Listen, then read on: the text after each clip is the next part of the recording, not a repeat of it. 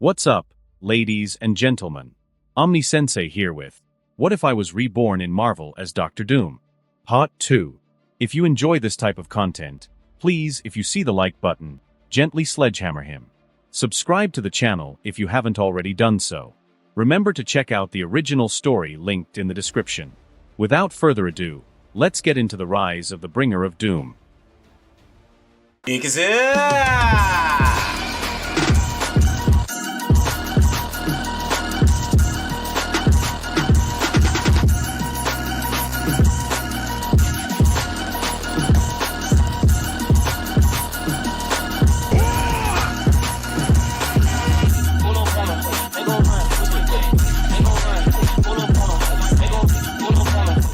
Victor, POV, as the red swirl of mist and the light of the spell circle died down, I found myself right back where I started. My personal laboratory within Castle Doom. Seeing that was the case, I stepped out of the spell circle and then sealed it. Not only in case Mephisto tried to use it to F with me, but also so nothing else could use it to mess with me. Given how many horrifying interdimensional beings there are out there. Once the spell circle was locked down, I used my magic and sent my armor back to its clear display case in the corner. After I did so, I headed over to my desk to review some paperwork in regards to the production of two new inventions I have just finished. The first is a gas mask which can detect heartbeats. The second is the Medigel from the Mass Effect series. I have recreated it, which with my brain power was easy to do. Plus, the Mass Effect franchise doesn't exist in this reality, so there will no issues in regards to copyrights and the like. Seeing that all the paperwork was in order, I nodded. It means soon the production of the two products will begin, and once this happens, Latveria will be raking in the cash. Well, even more. Since after I became king, I made it so the ICR and medical scanner I created while in the United States are now exclusively produced in Latveria, which will be the same for the other two inventions I have created. Why, you ask? Simple. Money. Latveria desperately needs it. Given how Vladimir and his regime completely destroyed the country's economy while they were still in power. It's a wonder there was even an economy left after those bastards butchered Latveria finances. Hence the need for fast cash inflow, so that my nation's economy not only stabilize but grow. And what better way than producing exclusive and highly sought-after products? Finishing up reviewing the paperwork, I filed it away. Just as I did, my technopathy alerted me to the arrival of 3 Doombots I had dispatched to gather certain items for me.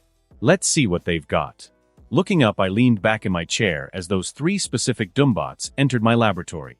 Alright then. Show me what you've got. I told them. When I did, the first one stepped up and produced several small vials. The vials themselves containing Pym particles. Because honestly, I think Hank Pym is a fool for not using this invention to change the world. The Pym particle could have revolutionized healthcare, physics, space travel, infrastructure, etc. Yet all its creator did was use it to play hero. I'm not saying Hank didn't do good work. I'm saying he could have done more. Oh well. You snooze, you lose. Don't worry, Hank, I'll put the Pym particle to better use for the world's sake in your place. Much more than that self-absorbed idiot Darren Cross ever could. Though I am curious to see how Hank's daughter would use the Pym particle if the man wasn't so closed off to them. Also yes, I said daughters. As in plural. Since in this Marvel universe Hank has 2 children. The first is Hope Pym from the MCU, while the second is his daughter from the comics, Nadia. Seems in this reality, a few years after Janet died, Hank ended up getting together with a woman named Maria Trovea. Then long story short, Maria ends up getting pregnant, decides to keep the child, then dies in childbirth, leaving Hank to raise 2 daughters alone. Though from the information I have, they have both turned okay. Seems they both inherited their father's genius. So now we have 2 contenders for the title of Wasp running around. I can't wait to see how that turns out. Moving on. After inspecting the vials of Pym particles, I nodded. Seeing this, the Doombot who stepped forward retrieved them, and then went to put them into proper containment. Since I do not things suddenly growing and shrinking, including myself. After the first Doombot with the Pym particle vials stepped away, the second Doombot stepped up and presented me with 2 vials of blood. The blood itself belonging to Isaiah Bradley, the US second successful super soldier who they never acknowledged publicly simply because of the color of his skin. Sad. So anyway, I wanted samples of his blood so that I could recreate my own variant of the SS serum. Not for me, of course. I'm perfectly happy as I am right now with my armor, magic, and extremist-based powers. No, the SS serum wouldn't be for me, but for my comrades. Present and future. Of course I could just give them the extremist serum I created, but I like having options. After checking out the vials of blood, I handed them back to the second Doombot, who went to go put them into storage. Once this occurred, the last of the 3 Doombots stepped up. It then presented me with a hard drive and 2 clear cylindrical containers, each own containing a spider. The 2 spiders themselves being from Oscorp batch of genetically engineered spiders Richard Parker made before he disappeared and went into hiding. Since I found traces of the man being alive, and am in the process of tracking him down. Not only for his scientific expertise, but for the brownie points I'll get with Peter upon returning him with his daddy. Oh, and speaking of the future wall crawler, he's the spitting image of Tom Holland, but was born the same year as he was in the Andrew Garfield films. Which means by the time canon gets into full swing, we'll have an older Peter Parker running around. Also yes, pun intended. In addition, the Aunt May in this reality is the young hot one from the MCU. Something I salute them for doing. Uncle Ben is also young in this reality. Now, as to the reasons I had the Doombot collect these 2 spiders, it's because I want to unlock their secrets and be able to use them to create my own spider-based superpowered individuals. Since the powers of Spider-Man are nothing to sneeze at. Especially the powers of other spider people like Miles Morales and Miguel O'Hara. 2 of my favorite spider people, by the way. So yeah, having access to those kind of abilities would be amazing. As for the hard drive, it contains a complete record of all information on the Oscorp Industries servers and from Norman's personal one. Since I would love to see what that company is currently working on. Considering my plans pertaining to Norman Osborn. Seeing the spiders and hard drive, I nodded. I then reached for the drive and commanded the last Doombot to place the spiders in proper containment using my technopathy. As it moved to do this, I stood up from my desk and headed over to a workstation, where I plugged up the hard drive and immediately began delving into its content. Upon doing so, I found Oscorp was working on the OZ formula, the exosuit and glider from the Tobey Maguire Spider-Man films, the exosuits from the Amazing Spider-Man films, and even the GR-27 from the Insomniac Spider-Man game. They are also getting ready to assist Dr. Otto Octavius with the construction and production of his artificial son. Learning all this, and more, I nodded. Then after I finished my review of the data on the hard drive, I started working on several of my own projects. Including 3 I can't wait to see come to fruition. Project Primarchs, Project Cabal, and finally Project Sovereign. Though despite my excitement to see my projects turn into reality, I know rushing will do no good. That's why I am going to move steadily and methodically. So that when all is said and done, Doom stands above all others. It's a day I can't wait for. As I continued working, I suddenly stopped when I heard a knock on my lab doors. So when I did, I turned to face it, and when it opened up, Christoph was standing there. Yes, Christoph. Are you okay? I spoke. I am Father. Christoph replied.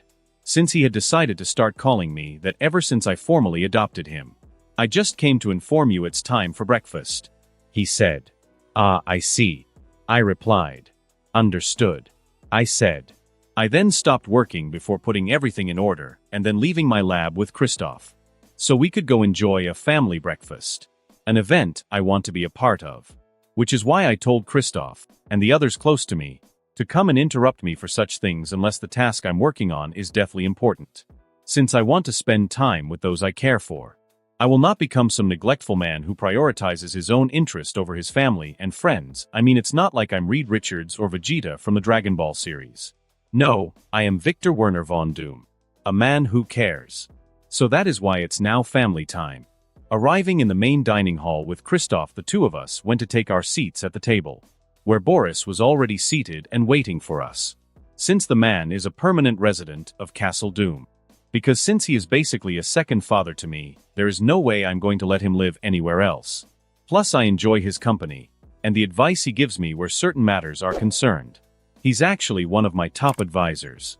Once Christoph and I arrived, the staff began serving us our food. All of the staff being people Boris hired. For he was sure of their loyalty. Even so, I still had all of them sign the magical contract like Lucia did when she first agreed to work for me back when we were in US. Because I am not that trusting. I can't afford to be. I know I sound slightly paranoid, but it's not paranoia if people are actually out to get you. And people are out to get me. Plus this is a Marvel universe, so it's better to be paranoid than sorry. Breakfast went off without a hitch. Then once it was over I bid farewell to Christoph and Boris. The former heading for lessons with personal tutors. Since although Christoph, I realized immediately after we met the boy had never had any sort of formal education. Which I decided to rectify as soon as possible. Because he couldn't move on to bigger and brighter things without a proper base. While the latter is heading to the central government HQ to help in the reconstruction and revitalization projects for Latveria. Which is where I am also headed. So Boris and I journeyed there together. Then after we arrived, we went our separate ways. Arriving at my personal office, I entered it. Where several of my advisors were waiting. Including Zora, Lucia, and Torvald. Yes, Torvald. Despite his initial hostile attitude toward me when he first met a year ago, he since then lost it, and during the revolution became a trusted friend and ally. Which is why after assuming the throne, I named him Latveria's new Minister of Education. Since before he joined the revolution, he was a teacher. So the job fits him perfectly. Not to mention he isn't afraid to disagree with me and voice his opinions straight to my face. I like that quality in him. As everyone greeted me, I greeted them as I walked over to my desk and then took a seat behind it. All right. Let's get started. I spoke. Yes, sir. Lucia replied. First off, the renovations on the factories and warehouses which will be used to produce and store the products you have designed are proceeding smoothly. Based on everything, the manufacturing aspect of the venture should be up and running by the end of next month. She explained. Excellent. I said. Next item. Of course. Lucia replied. The second time. Both the United Nations and our neighbor Simcaria have requested to send observation teams to our country. She said. TCH. Torvald clicked his tongue. The damn United Nations.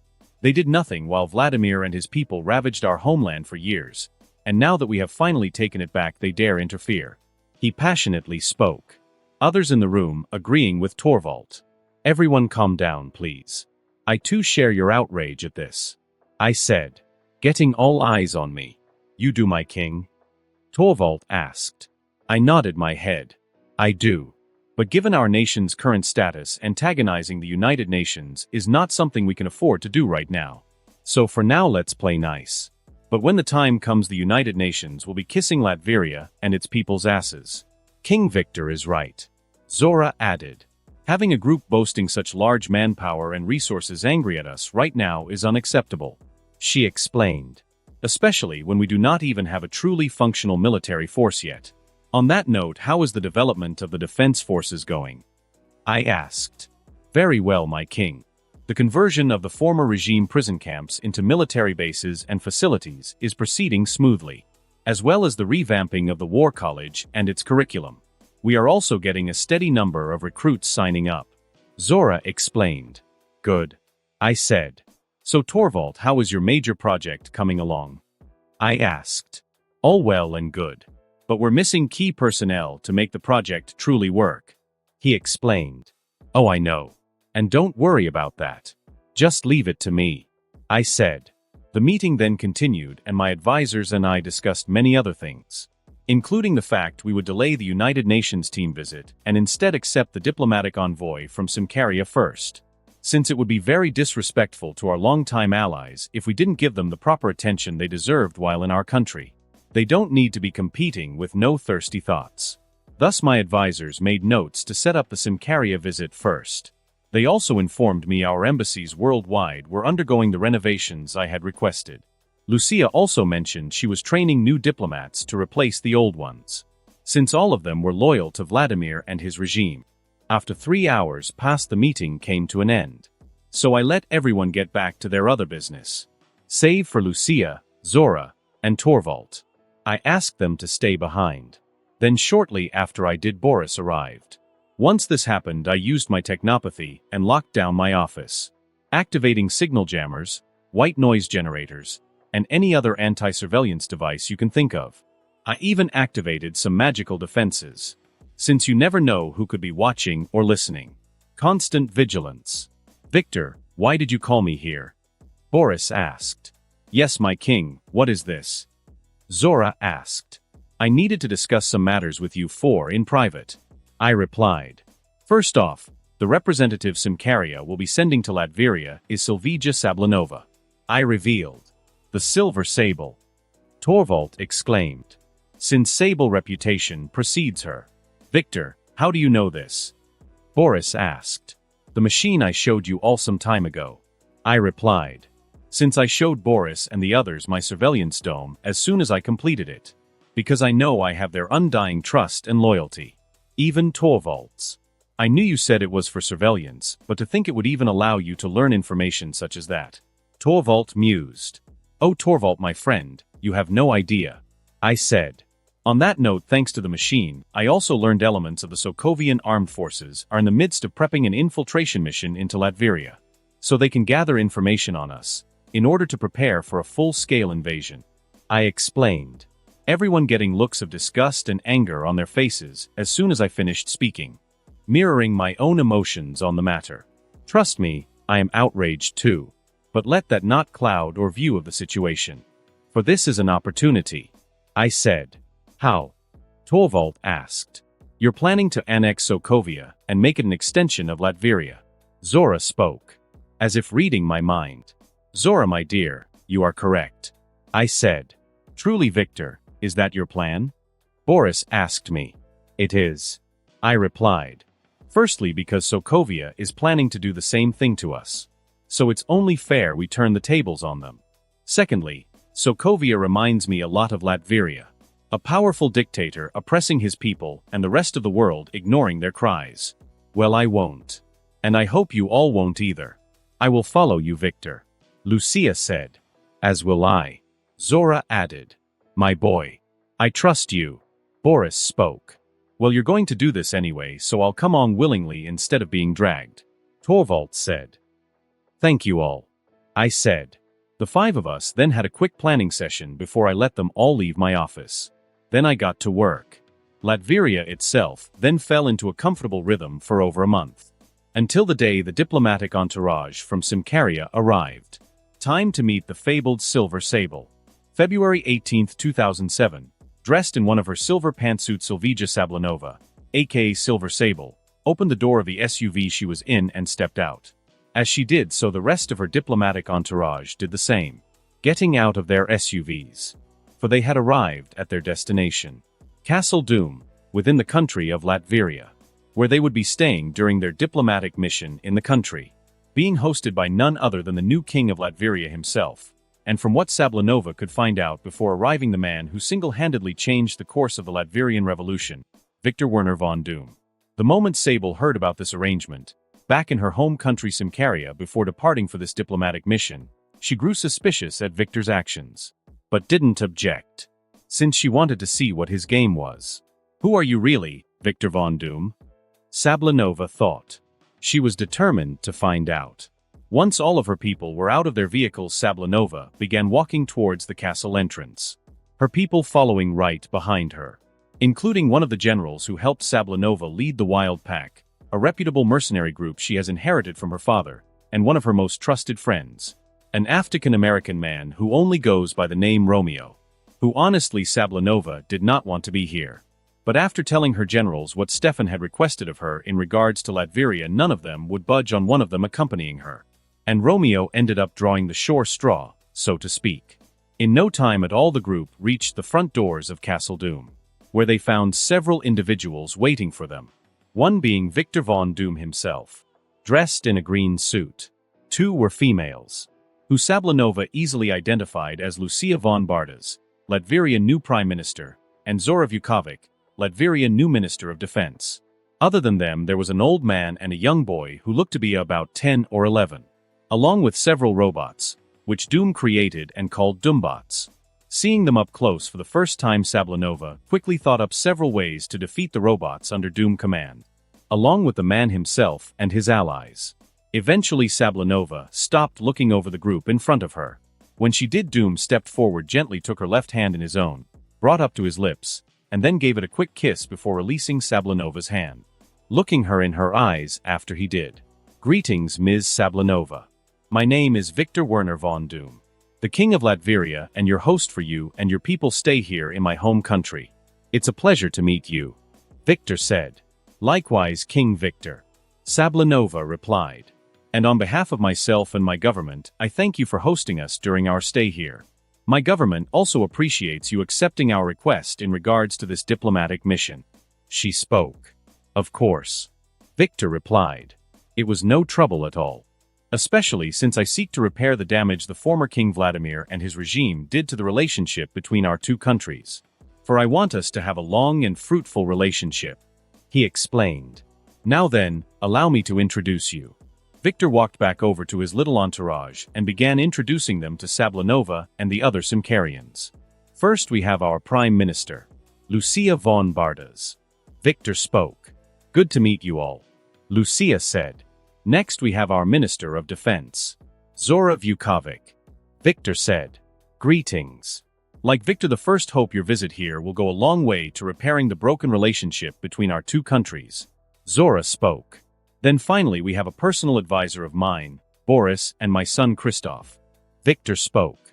Good day. Boris said. Hello. Christoph spoke. You have a child? Sablanova asked Victor. Since she hasn't heard anything about Doom having children, well, we're not related by blood. He's my adopted son. But just because we don't share blood doesn't mean I don't care for him as if he is not my own. Victor quickly explained. Understood. Sablanova replied. Once she did, the two groups entered Castle Doom. They then split apart as several servants escorted Sablanova and her entourage to what would be their living quarters during their visit. Upon arriving at them and getting settled, Sablanova felt she now knew Victor von Doom just a bit better. But she wanted the whole picture. Thus she knew she had her work cut out for her. But never let it be said that Silver Sable doesn't love a challenge. As her SUV came to a stop, Silver Sable exited it, finding herself standing before a factory. It was the following day after she and her diplomatic entourage had arrived in Latveria. After a rather delicious formal dinner with King Victor and his own entourage last night, Sablanova and her people then turned in for the night. Then after a delicious breakfast, she and her people had left to begin their tour of Latveria itself, being escorted around by Boris. Getting out of the same SUV Sablanova did, since the two were sharing it, Boris moved to stand by her side. Then once everyone was gathered, he stepped forward. Ms. Sablanova and company, what you see before you is one of Latveria's newest production factories. Boris explained. And what exactly will this factory be producing?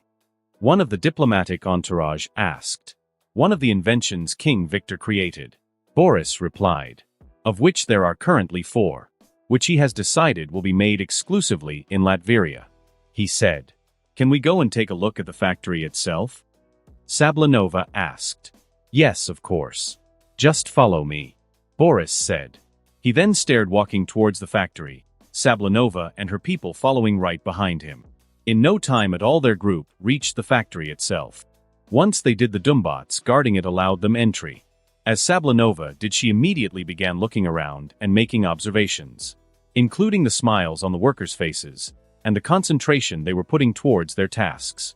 Sablanova sensed no deceit or anger in their actions. She actually noticed how the workers were enjoying themselves. Making a note of this, Sablanova then returned her full attention to the tour Boris was giving her and her people. Then once it was over, they left the factory and continued their tour of Latveria. This went on for several days. As it did, Sablanova felt herself getting a true sense of who Victor was. He was a man who cared for his people and his country, and wanted to make them better as a whole. The evidence being his actions. From developing factories to produce products he had created in order to boost his nation's economy, to putting together an entirely new national education system. To say nothing of this Werner Academy. Latveria Minister of Education Torvald told her about during their brief meeting. Sable even noted how Victor was putting in efforts to create a competent national defense force, and not leave the protection of his country entirely up to machines.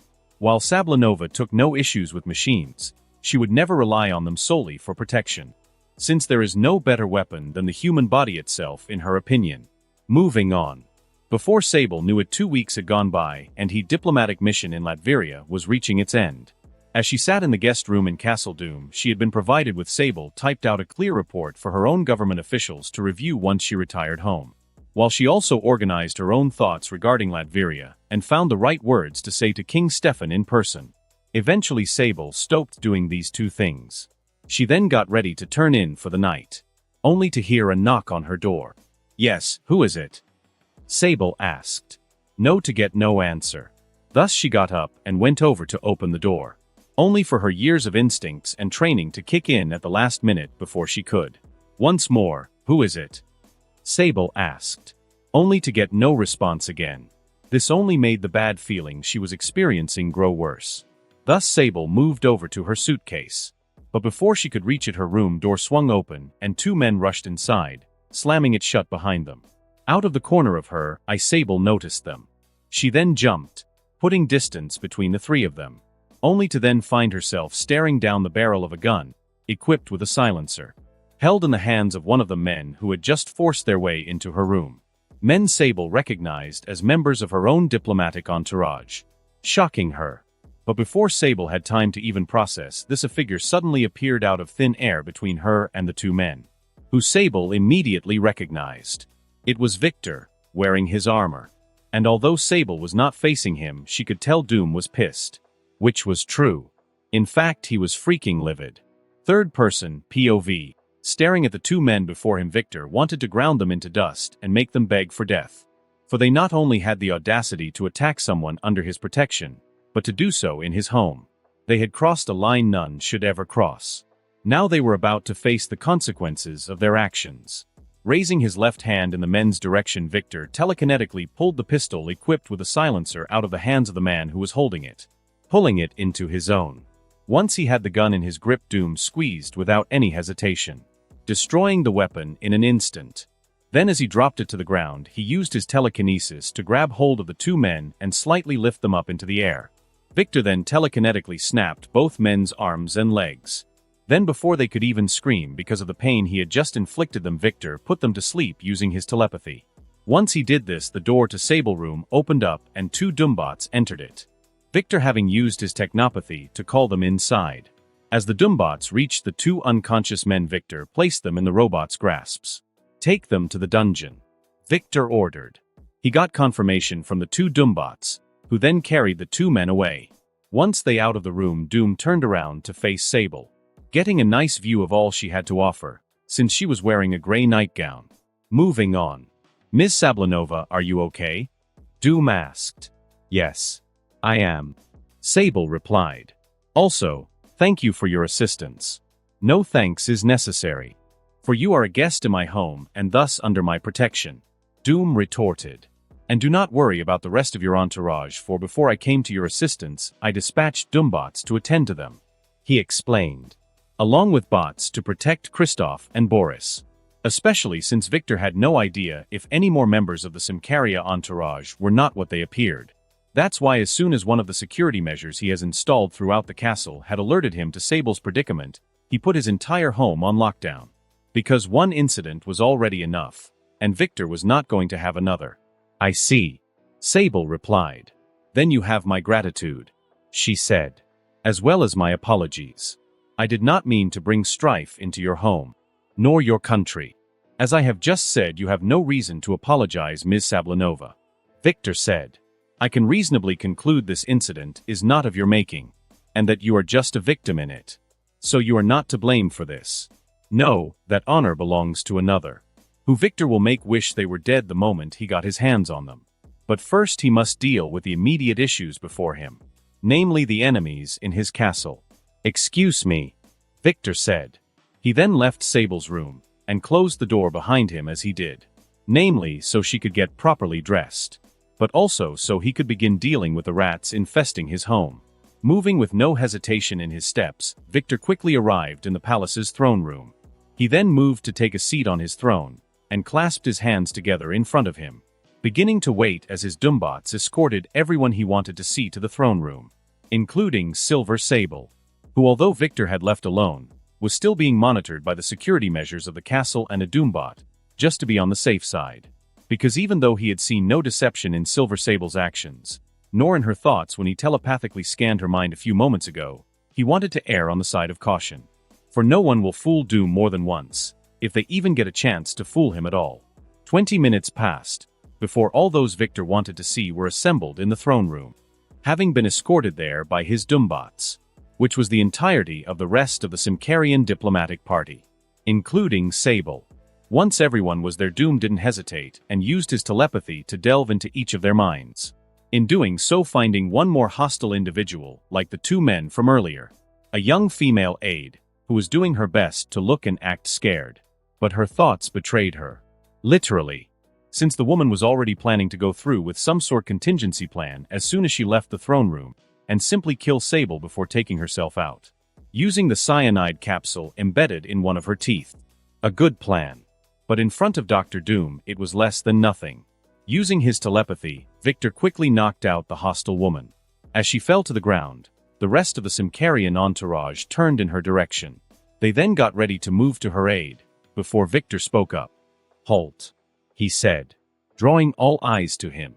"That woman you are about to help is a traitor who is planning to kill Ms. Sablanova before herself." He quickly explained. "And where is your proof of this?" Romeo asked. Victor expecting that question. He then got ready to answer. Only for Silver Sable to speak up.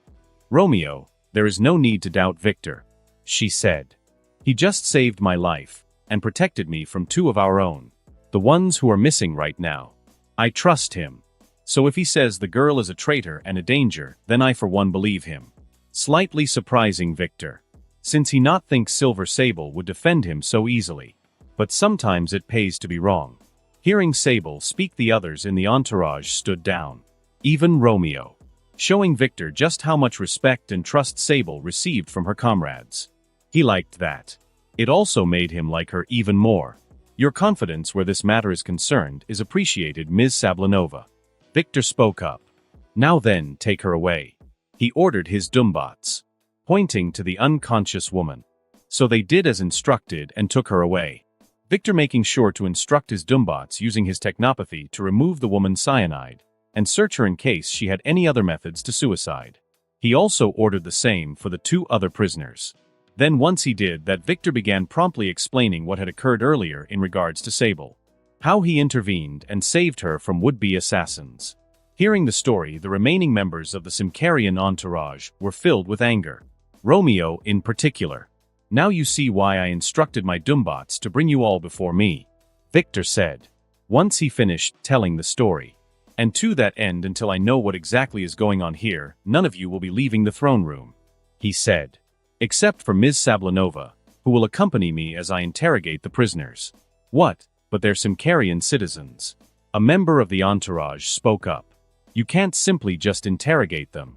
"I can and I will," Victor immediately replied, leaving no room for objection to his words. "For they may be your fellow citizens, but they committed a crime in my country, no my home. And for that they shall face my punishment," he explained. Victor then stood up and walked up to Sablanova. "If you would, follow me, Ms. Sablanova." Victor spoke. "Of course," Sable replied. "For I too wish to get to the bottom of this," she spoke. Sable then turned to the others. "Let us do as King Victor asks." Hearing this, the entourage agreed. Seeing this, Victor then began leading Sablanova out of the throne room, leaving the entourage there, several Doombots watching over them, while the pair who walked the castle halls eventually reached their destination, the dungeons, where several Doombots were waiting, who then formed up around Victor and Sable the moment they arrived. "So, I see you did not tell your fellow countrymen about the abilities I have displayed thus far, nor do you yourself seem disturbed by them." Doom spoke, wanting to address that particular issue before proceeding ahead with the interrogations. "Given what I do, and how long I have been doing it, I've seen many things. Even other individuals with extraordinary powers such as yours." Sable spoke. "I also don't see a reason for my countrymen to know of your abilities, since you aren't using them against us. At least as far as I know. You are placing a great amount of trust of me, even though we just met a short while ago." Victor spoke. "True," Sable replied. "But you don't get to be where I am without learning how to see the true intentions of a person a few minutes after meeting them, and I have seen your intentions, Victor. You seek to help your people and your country, and will not go looking for enemies, but if come looking for you, then they'll wish they hadn't. I can respect a man like that, as well as put my faith in him. Then again, I could be wrong. I assure you, you are not," Victor retorted. "Well, I have to see that with my own eyes," Sable replied. Victor simply nodded his head at her words. Once he did, the pair got moving again. Arriving at the cell where the three hostile individuals were waiting, their bodies chained to the cell wall, Victor woke them up using a burst of telepathy. Then, before any of them could even utter a word, he delved into their minds and took what he wanted. For this was an interrogation Dr. Doom style. In no time at all, Victor found what he was looking for. The information on who gave the three before him their orders. The person in question being none other than Symkaria's own and current Klaus Limke. But those orders were only in regards to sabotaging the diplomatic visit and making sure Latverian and Symkarian relations completely fell apart. In regards to who gave the order to have Silver Sable killed, it came from the three hostile individuals' true leader. One Baron Wolfgang von Strucker, a man who is one of the current heads of HYDRA. The three people before him Hydra agents. After learning this, and several more interesting bits of information, Victor stopped telepathically probing the minds of the three prisoners and then put them back to sleep. He then turned to Sable's direction. Ms. Sablinova, do not be alarmed at what is about to happen. I am simply sharing with you what I have just learned. Victor spoke. The man then did just that, and shared all he had just learned telepathically from the prisoner's mind with Sable in her own. When the mind transfer of information was finished, and Sable had a minute to process, she went through a slew of emotions within seconds. Disgust, fear, disappointment, but most of all pure anger. Victor sharing the same sentiments. For HYDRA had tried to mess with him, and now they will pay the price. Ms. Sablinova, I think given what has happened, a face-to-face meeting between King Stefan and I is prudent to discuss our two countries' movements in dealing with the situation going forward. Wouldn't you agree? Yes. Sable replied. Excellent. Victor spoke, putting a devilish smile on his face under his mask. For it seems Sokovia will enter his grasp sooner than anticipated. Third person, POV, sleeping soundly in his bed. King Stefan's eyes shot open when he felt a touch on his shoulder. He got ready to scream, but then immediately halted his actions when he saw who was standing above him. Silver Sable. But wait. This doesn't make any sense. Stefan thought. Because Sable was still supposed to be in Latveria on her diplomatic mission. So there should be no way for her to be standing in front of him right now. Unless I am dreaming? Stefan thought. This is no dream. I can assure you of that, Your Highness. Sable spoke, knocking Stefan out of his own thoughts. So it really is you, Sable. Stefan mused. But how? With a little assistance from someone who you must urgently speak with. Because it concerns the state and future of Symkaria itself. Sable spoke. A serious expression on her face. More serious than Stefan ever rarely saw on his ally and friend. Telling him this was a life and death matter she was talking about. Realizing this, he fully woke up. I understand. Stefan replied. Good. Sable replied. Now then, allow me to introduce you to the King of Latveria. Victor Werner von Doom. She said. Sable then stepped to the side, and that when she did, Stefan saw the new King of Latveria sitting in one of the chairs in his room. Dressed in a strange-looking armor, with his helmet off and sitting atop his lap. Greetings, King Stefan. A pleasure to finally meet you face to face. Though I wish it were under better circumstances than those that have brought me here tonight. Victor spoke. But Stefan barely let the words he heard settle in his mind before questions he had exploded out his mouth. What? How are you here? Why are you are? How did you get past my security? Really, will someone tell me what is going on here? Stefan spoke. An exasperated look on his face. Which Victor expected. Since even though Stefan was a king and ruler, he was still a man. A relatively ordinary one at that. So if he were in the man's position, he would likely be having the same response. That's why Victor said nothing until Stefan finished speaking.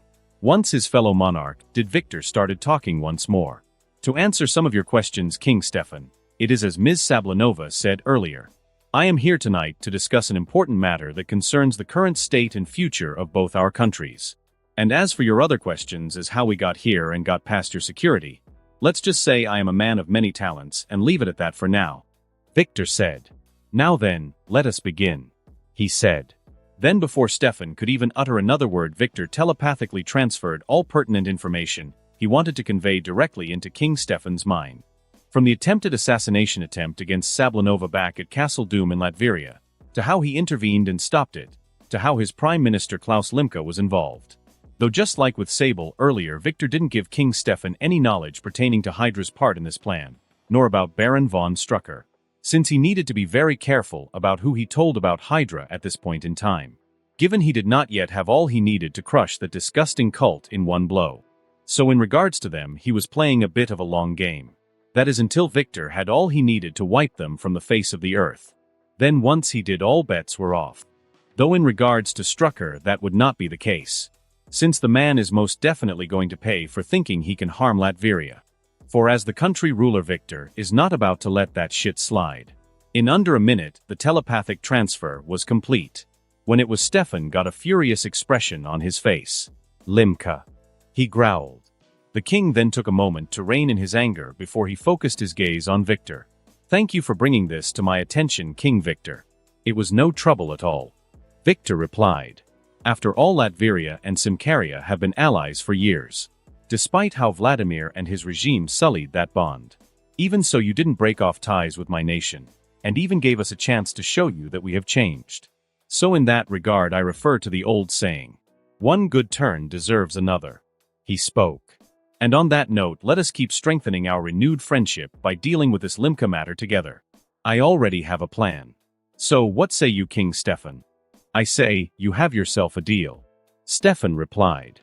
Since from what little he had just seen of Victor, he wanted the man as a friend and nothing else. Hearing his fellow king's words, Victor smiled. "Excellent," he said. Victor then stood up and walked over to Stefan to offer him his hand, which the king of Symkaria took and shook, officially sealing their deal of cooperation in regards to Limka. Now Victor could truly get to work. As the beams of sunlight entered through his window and touched his face, the Prime Minister of Symkaria, Klaus Limka, stirred from his sleep. He then took a few minutes to truly wake up before getting out his bed and throwing his robe over his body and tying it up, completely ignoring the bodies of the passed-out young female escorts in their 20s who he had been lying in bed with, since Limka only saw them as tools for pleasure, and nothing else. Stretching his arms up into the air for a few seconds, Limka then stopped and got ready to start his day. But before he could even take a step forward, suddenly a magic portal opened up underneath him and he fell through it. Limka screamed, due to the suddenness of the event he had just experienced. Then before he even had time to process what had happened, he hit the ground. As pain began to assault his body, Limka didn't have time to process that either before he found himself suspended in the air, and his body forced into a T shape. Once this happened, Limka finally had a moment to process all the events that had just taken place in quick succession. Then when he did, he found himself angry. Though before Limka's anger could build any further, he noticed two people standing before him. The first was someone he recognized and hated. Silvija Sablanova, a bitch who called herself Silver Sable. A woman who had the king's ear. A job that should only belong to him. As for the second individual, Limka took a moment to realize who it was. The new so-called king of Latveria, Victor Van Dam or something. Limka didn't really care. "Hey!" Limka shouted. But before he could get any further, Victor used his telepathy to make him silent. He then went into the man's brain and began draining it of any knowledge he found valuable.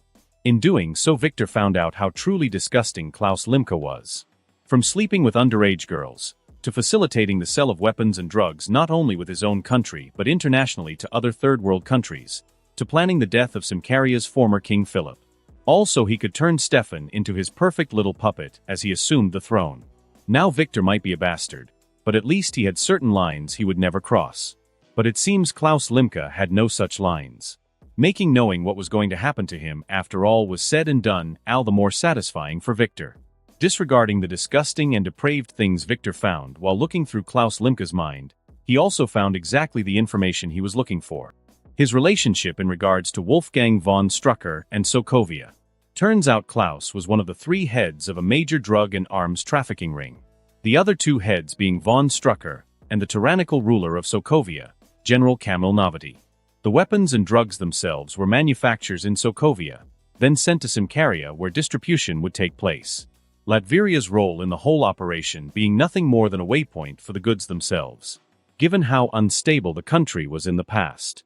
But all that changed now that Victor had become king, meaning everything now made sense to him. Von Strucker wanted things to go back to the way they were before, so he had ordered his agents to kill Silver Sable, hoping it would either ruin relations between Latveria and Symkaria permanently, or more than likely spark war between the two nations. Given how beloved Sable was to the people of Symkaria, Victor can only assume Strucker hoped for the latter, since that would ensure he could go back to conducting his business in peace. Or maybe the man hoped Sokovia could annex both Latveria and Symkaria when the dust settled. Victor didn't really care. All he did care about was giving Strucker a fate worse than death now more than ever. Once Victor finished collecting all the information he wanted out of Limka's mind, he stopped digging through it, and then transferred all the information he wanted to from the mental probe into Sable's mind. When he finished, Victor dropped Limka on the ground, where Sable started walking towards him, having pulled 2 knives from their sheaths on her leg holsters. Then just as Klaus regained his senses, Sable was upon him. "What? No, stay back. Sable, I said stay back. No, no, no." Limka shouted at the top of his lungs. Ignoring this without any difficulty, Victor began crafting a plan inside his mind on how to integrate the people of Sokovia into Latveria, since in his mind they were already his citizens and subjects. Third-person POV, stirring awake Helmut J. Zemo quickly got his bearings, after which he began to examine his surroundings. Insert image of MCU Baron Zemo here. Immediately after doing so, he began thinking up various plans in relation to escape, since the Sokovian soldier quickly realized he was chained up inside of a dungeon cell, meaning he had been captured, most likely by members of the Latverian armed forces. Since he and his subordinates had been sent on a mission to infiltrate Latveria and assess the country's overall situation, now that they had a new government and monarch. In Zemo's mind, this mission was an easy one. Still, he didn't let that stop him from taking every precaution. But even with precautions and planning, here he was, telling him Latveria was much more a threat than he initially assumed. A threat he must inform his leaders about immediately. Hence why he was in such a hurry to get out of his current situation as a prisoner. But as Zemo was thinking exactly how to do this, he stopped and turned his attention to the cell door, since it was opening. When the cell door finished fully opening, 2 Doombots entered and then took up positions on either side of Zemo. Then once they had done this, Victor, in his armor, entered the cell, his hand clasped behind his back. Seeing the new monarch of Latveria standing before him, Zemo had to admit the man was impressive. Even so, the Sokovian colonel was not going to be so easily intimidated. Thus he looked Victor right in his eyes and didn't shy away from his gaze. An action Victor quickly noted. "Quite the brave man you are, Colonel Zemo," Victor began. "To display such a defiant look in your eyes while chained up, at the mercy of the leader of the country you and your men infiltrated in preparation to invade it," he spoke. The expression on Zemo's face not changing a bit at the revelation of this information by Victor. But on the inside he was worried, since this told Zemo Latveria had somehow managed to obtain highly classified information that was only known to a select few within the Sokovian government and military, him being one of them. Given he was put in charge of the infiltration mission, it should have been nearly impossible for Latveria monarch to know this. Yet here he was, speaking on the subject easily, telling Zemo his nation likely had a traitor in their midst. For he couldn't think of any other likely way Latveria could have obtained such knowledge. "You are wrong, Colonel Zemo. There is no traitor working with us in your government or military," Victor spoke. Hearing this, Zemo finally got a shocked expression on his face, which Victor completely ignored. "The reason I know all I do is simply due to my own efforts," he explained. "Now then, enough useless chatter. Let us get down to business." Unfolding his hands from behind his back, Victor stepped forward and then grabbed a hold of Zemo's face with his left. He then easily lifted the man slightly into the air and slammed his back against the cell wall. At the same time Victor did this, he began using his telepathy and wormed his day into every nook and cranny of Zemo's mind. Once he did, Dr. Doom began absorbing all of Zemo's knowledge in regards to the man's military experience. From his skills with firearms, to his hand-to-hand combat techniques, to even the man's knowledge in regards to torture and interrogation. Victor took it all. Then once he was done absorbing Zemo's knowledge in regards to his military experience, he then absorbed all knowledge pertaining to the interworkings of Sokovia. Once that was completed, Victor then went to work, molding Zemo's mind so the man could be a benefit to him and him alone. Since Victor decided Zemo was too valuable a man to simply kill, given all the talents he possessed. Not to mention the fact he single-handedly caused the MCU version of the first superhuman civil war all on his own. showcasing just how dangerous of a man Zemo truly is. A man Victor wants at his beck and call. So he kept Zemo's ruthlessness and then increased it even more. He kept the man's love for his family, along with the love he held for his country people. In fact, the only thing Victor really changed in Zemo's mind was where his loyalties lied. Instead of to Sokovia, Victor made it so that Zemo was loyal to him, and his ideals and plans alone. When Victor finished up inside Zemo's mind, he telepathically put the man to sleep, so the mental programming he just did could set in. Setting Zemo down on the floor, Victor released him from his grasp. He and the Doombots who were in the cell then left. Victor having just completed Phase 1 of Latveria annexation of Sokovia. Now it was on to Phase 2.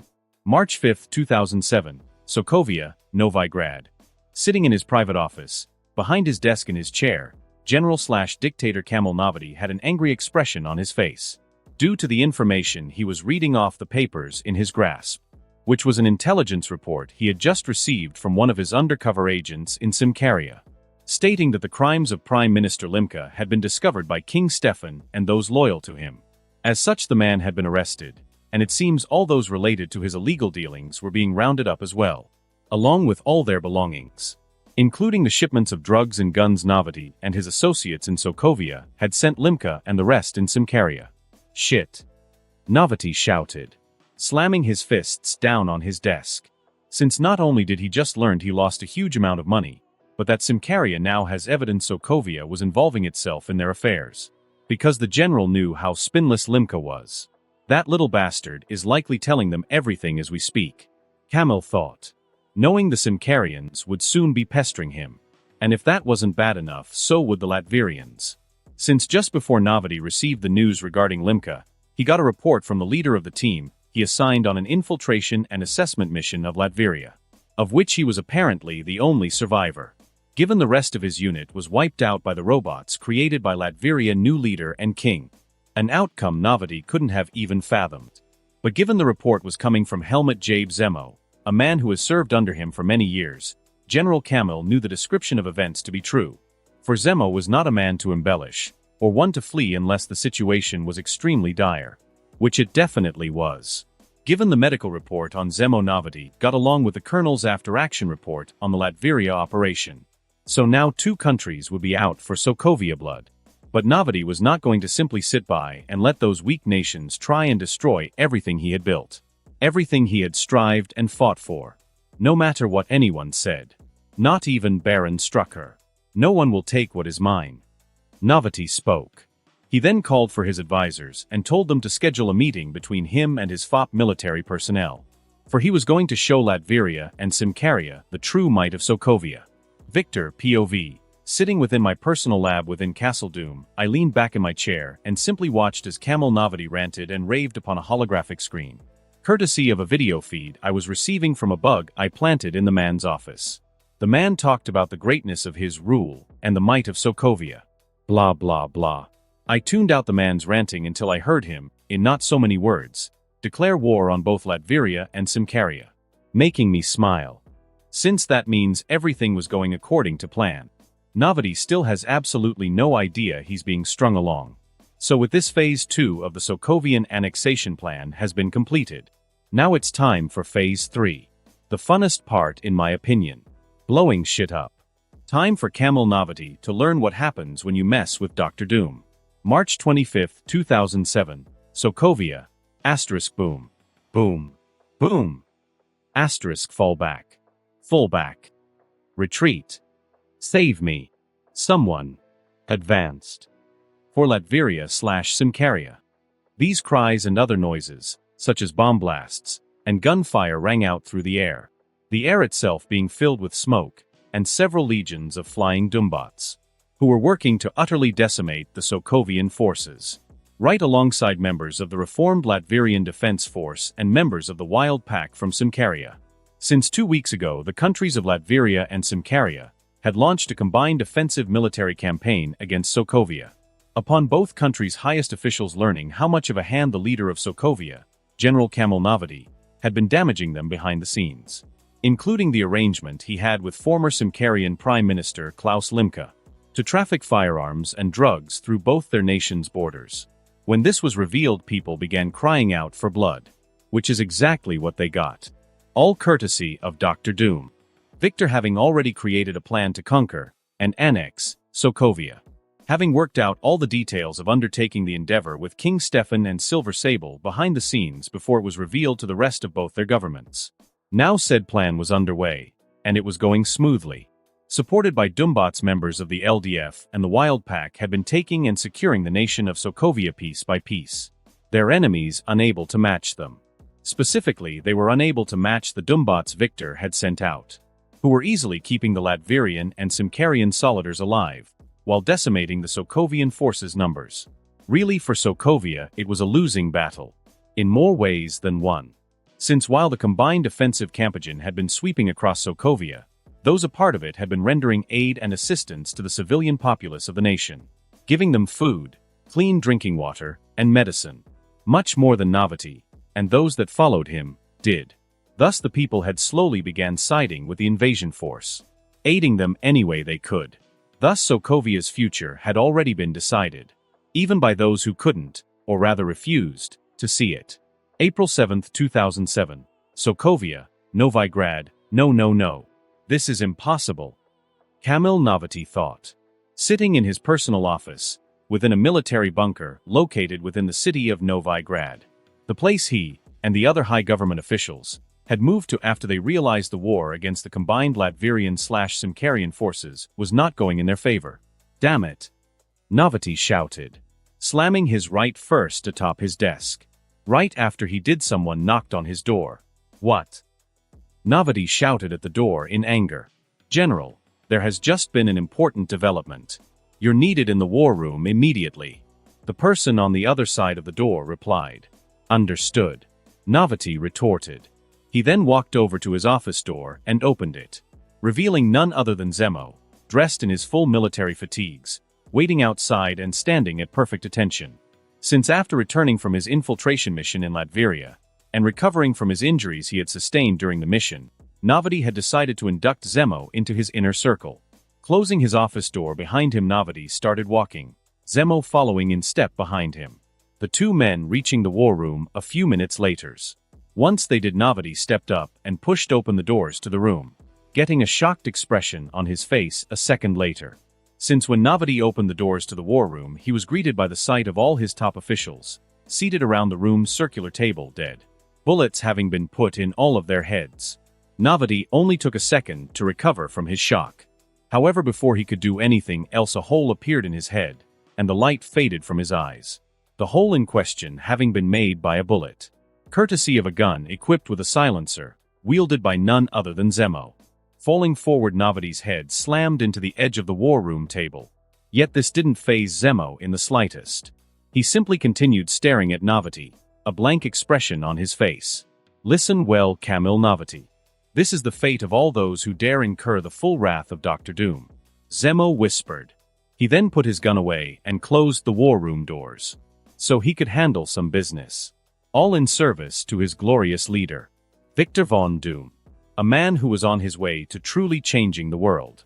In his full armor, Victor stood atop a hill, two of his Doombots flanking him on either side, his eyes focused on the structure before him.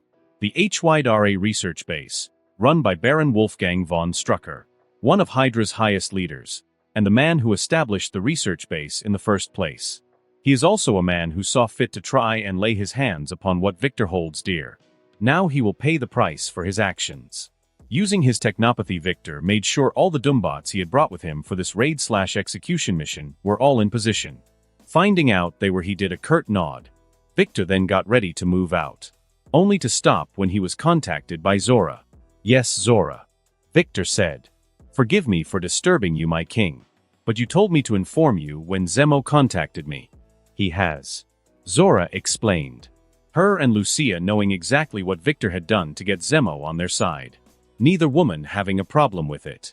In fact, when Victor told him of his mental reprogramming of Zemo, and how he bent the man to his will to use as a weapon, he ended up sensing both women became slightly aroused. A fact he found himself enjoying. And, what is his status? Victor asked. He has successfully completed his mission. Novity and all of highest personnel within the Sokovian military and government area dead. Zora replied. Excellent. Victor said. You know what to do from here. Of course, my king. Zora replied. The communication was then cut off. Once it was Victor took a moment to savor his victory over Navati and Sokovia. Then once he was done, he returned his full attention to the matter at hand. Dealing with Baron Strucker, and gaining his first victory over Hydra. So just as before, Victor got ready to move out, and this time no one and nothing impeded him. Thus he began his attack, getting ready to show Hydra a force they had never faced before. Standing within the security room of his personal research base, Baron Wolfgang von Strucker had both his eyes trained on the multiple monitors in front of him. Insert image of MCU Baron Strucker here, as did the other Hydra agents in the room with him. The monitors themselves all showing the same image, just from different angles. It was of Victor, who was wailing through the forest, making his way to the research base at a leisurely pace, like he didn't have a care in the world. Seeing this, Strucker could only sneer. The fool. He spoke. I do not know how he located us, but it matters not, for in doing so he has forfeit his life. Eliminate him, he said. Yes, Baron Strucker. The Hydra agents inside of the security room chorused in unison. Several of them who were seated in front of the control panels, located right in front of the monitors, began pressing buttons on them. This in turn activated the defenses Hydra had set up within the forest surrounding the research base. While continuing his walk, turrets soon popped out of the ground and began firing at Victor. Yet the shots that hit him didn't slow him down in the slightest. They didn't even do the slightest bit of damage to his armor. Seeing this, Strucker got a curious expression on his face. Well, it seems this man isn't a total fool after all. He admitted. His armor can at least take some punishment. Makes me wonder what it is made out of. The Hydra leader mused. He then got an idea. Change of plans. I want you to send out our forces, and tell them to capture that man alive, or least his armor intact. He ordered. Yes, Baron. The Hydra agents replied. They then relayed Strucker's orders to the rest of their forces on the base. Once this happened, it only took them a few moments to fully mobilize. Soon fully armored Hydra agents carrying energy weapons, tanks, and heavy-duty tactical vehicles equipped with machine guns began heading towards Victor's position. Within 10 minutes they met. Yet despite seeing all the firepower before him, Victor never stopped walking forward, which was just fine with the Hydra agents, who all aimed their weapons at Victor. Open fire. One of the Hydra commanders yelled. When they did a powerful salvo of energy shots, machine gun fire, and tank shells, all began racing towards Victor. But none of them even came close to touching him. All fire stopping a meter, 3 feet, from his position. Courtesy of the force field Victor had activated the moment he was fired upon. Though the Hydra forces didn't know this. That's why they continued firing upon Victor, despite the fact none of their attacks were reaching him. This continued until Victor was right in front of the Hydra forces. Once he held out both his hands in its direction and unleashed powerful blasts of electricity into it. Act. The blasts in question striking the Hydra soldiers, the tanks, and the heavy-duty tactical vehicles, in turn easily killing the former, and heavily damaging, and even in a few cases, destroying the former too. Upon learning all the enemies in front of him were dead, Victor stopped his electricity blasts and lowered his hands. He then started walking again, stepping over the dead bodies, and the charred and destroyed remains of vehicles he had created without any problem at all. Back in the security room of the base, having witnessed what just occurred, Baron Strucker and the Hydra agents with him were all left speechless. That's impossible. Simply impossible. Strucker cried, getting an angry expression on his face. No man is that powerful. Attack him again. This time full force. I want him dead. Yes, Baron. The Hydra agents replied, though not with the same vigor as before, since after seeing what Victor just did they had lost it. Still they began executing their leader's commands. They dispatched more of their forces to confront Victor, while also launching missiles at the man, from the missile launchers they had installed on the outer edges of the base. As they raced through the air, the missiles eventually reached Victor's position and began bearing down on him. But before any of them could make contact, his force field stopped them. So despite being engulfed in an explosion, when the smoke cleared, Victor was still perfectly fine, as well as still continuing walking towards the base. But just as he was before, he was soon encountered by Hydra forces. Yet unlike before, Victor went on the offensive immediately. Raising the points of his fingers in their direction, Victor unleashed beams from each of them. His 10-finger lasers easily destroying all Hydra forces in his path within a matter of minutes. Thus unlike before, Victor did not have to stop walking. "No, no, no," Strucker cried. "Enough of this," he said. "Call in all our forces. I want this armored man destroyed, and I want him destroyed now. Contact everyone, even those not at the base presently," the HYDRA leader ordered. "Yes, Baron." The HYDRA agents with him in the security room replied. They then went to work executing Strucker's orders, just as before. However, unlike before, this time a problem arose. "Baron," one of the Hydra agents seated at the control panel spoke up. "We have a problem," he began. "Our signals are all being jammed. I can't send 1 hour, nor am I receiving any," the HYDRA agent explained. "No, that can't be," Strucker said. "Oh, I'm afraid your agent speaks the truth, Strucker," a new voice suddenly spoke up, surprising Struck and his Hydra agents. "What, who said that?" Strucker asked. "Show yourself," he demanded. "Quiet down, fool," the voice instantly replied. "And for your information, I have already shown myself. You're looking at me right now after all," the voice said. It then only took Strucker and his Hydra agents a moment to understand. Turning their attention back to the monitors, they saw Victor waving lightly at them. "Hello there," Victor said. "You?" Strucker cried. "Yes, me," Victor replied. "One of the men who rules one of the kingdoms you and your pathetic cult decided to try and lay your disgusting hands on. Dr. Doom," he explained. "Wait, you are the new king of Latveria?" a Hydra agent questioned. "That I am," Victor replied. "As well as the one who will send you all to the afterlife," he spoke. "Enough of your useless bravado," Strucker spoke. "Give up now, and we may show you some semblance of mercy. But continue on your current path, and you shall know a fate far worse than death. For you do not know who you toy with, you foolish king. No, it is you who do not know who you are messing with," Victor exclaimed. "You dare demand a surrender from me. You dare try and claim any dominion over me. Fool.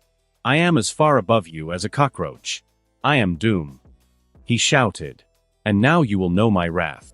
Victor then stopped in his tracks, since he was now squarely in front of the research base. Raising his hands, Victor then aimed them in the direction of the base and began unleashing 2 powerful blasts at it, destroying the building with ease. As he did, Strucker and the others inside felt it, for the building began to shake around them.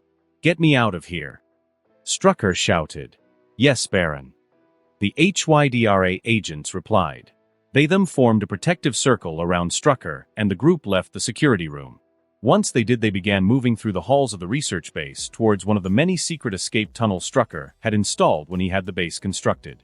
Arriving, Strucker put a triumphant smile on his face. "Looks like that Dr. Doom was just all talk." Which I knew, of course. "Now when we next meet, I'll show him the true meaning of the word despair," Strucker thought. Then just after he did, several shots came out of the tunnel and struck each and every one of his men, killing them. Seeing this, Strucker moved to pull out his weapon, only to fall to his knees when he suddenly felt something heavy touch his left shoulder. Turning around to see what it was, Strucker found his gaze on none other than Victor. "Hello, Strucker," Victor spoke. "Are you ready to experience despair?" he asked. Then before Strucker could respond, Victor began electrocuting him. Ack! Strucker's pain screams filling the air, which were music to Victor's ears, leading to a smile to form on his face under his mask. For Strucker was now experiencing the first-hand the wrath of Doom, a feeling he won't soon forget. Victor, POV, I continued shocking Strucker for a few more moments before I stopped, since the bastard had passed out, and I didn't want to kill him. Oh no. That would be him getting off too easy, and we can't have that. Plus I still need to extract all the information he has in that shiny bald head of his. So after I let go of the man, and his unconscious body fell to the floor, I opened a portal under him and sent him to a cell back at Castle Doom, where I had 2 Doombots standing by waiting to show him some generous Latverian hospitality. Once I finished with that, I used my technopathy to contact some of the Doombots I had stationed around the facility and ordered them to move in and begin searching the place. Me doing the same. Since although this place is a Hydra base, it is also a treasure trove of useful information. One I am not about to leave unattended. So with that I, and several of my Doombots, began searching the facility. In doing so I found plans for tech, some stolen tech, and other goodies. But the piece of resistance was when a Doombot contacted me, and informed me it had found people still alive. Children to be exact. So when it did, I rushed it to its location. Then upon my arrival, I found myself face to face with teenage versions of Wanda and Pietro Maximoff. Insert image of Wanda Maximoff / Scarlet Witch here. Insert image of Pietro Maximoff / Quicksilver here. Also known in the future as Scarlet Witch and Quicksilver. The two of them definitely being the biggest and best discovery of the day. Wanda and Pietro Maximoff. I can't believe it. I mean, I accounted for the possibility the twins might already be present at Strucker's facility when I attacked it, but to see them before me in the flesh is wonderful. For I was hoping meet and then bring them both to my side. Partially to keep them out of clutches of groups like Hydra and Magneto's Brotherhood of Idiots, and partially so I could give them comfortable lives. Since with all the shit they went through during their early years in both the MCU and the comics, they deserve it. Eyeing me with suspicion and fear, Wanda and Pietro tightly held onto each other. The former's eyes slightly flickering between her natural brown and a deep red. Me sensing Wanda's immense magical energy reserves when her eyes flickered red. But considering she is the fabled Scarlet Witch, that doesn't surprise. Her potential is something I cannot even fathom. Just thinking about it sends a shiver down my spine. Especially with my foreknowledge of what she can potentially do. Both the good and the bad. The latter I want to prevent at all costs. Since when Wanda Maximoff loses her shit, the whole of reality ends up in danger. Both in the MCU and especially the comics, this was showcased well many times. So I want to work with Wanda to make sure none of those events ever come to pass. Ever. So it's time to take my first steps towards making that goal a reality. I took a step forward in the direction of Wanda and Pietro. No. Stay back. Only to stop in my tracks when Wanda shouted at me and raised her left hand in my direction. When she did, I felt a force trying to push me back. Telling me she, and likely Pietro, already have access to their powers. Despite the fact, Strucker hadn't yet acquired Loki's scepter, which housed the Mind Stone, that helped the twins unlock their powers in the MCU. Meaning their origins in this world are probably closer to the comics and X-Men television shows. Like X-Men TAS or X-Men Evolution. Especially given the twins' age. The two of them looking to be about either 12 or 13. Just a bit older than Kristoff, who is currently 11 years old. Though following that logic, I can't help but wonder if the twins' father is Magneto. Just like it was before the comics reconned it. Which I always found to be a horrible mistake and made no sense whatsoever. I mean, that change ruined so many storylines for me. But it is what it is. Though I really do need to learn whether Magneto is the father of the Maximoff twins. For that will affect several of my plans.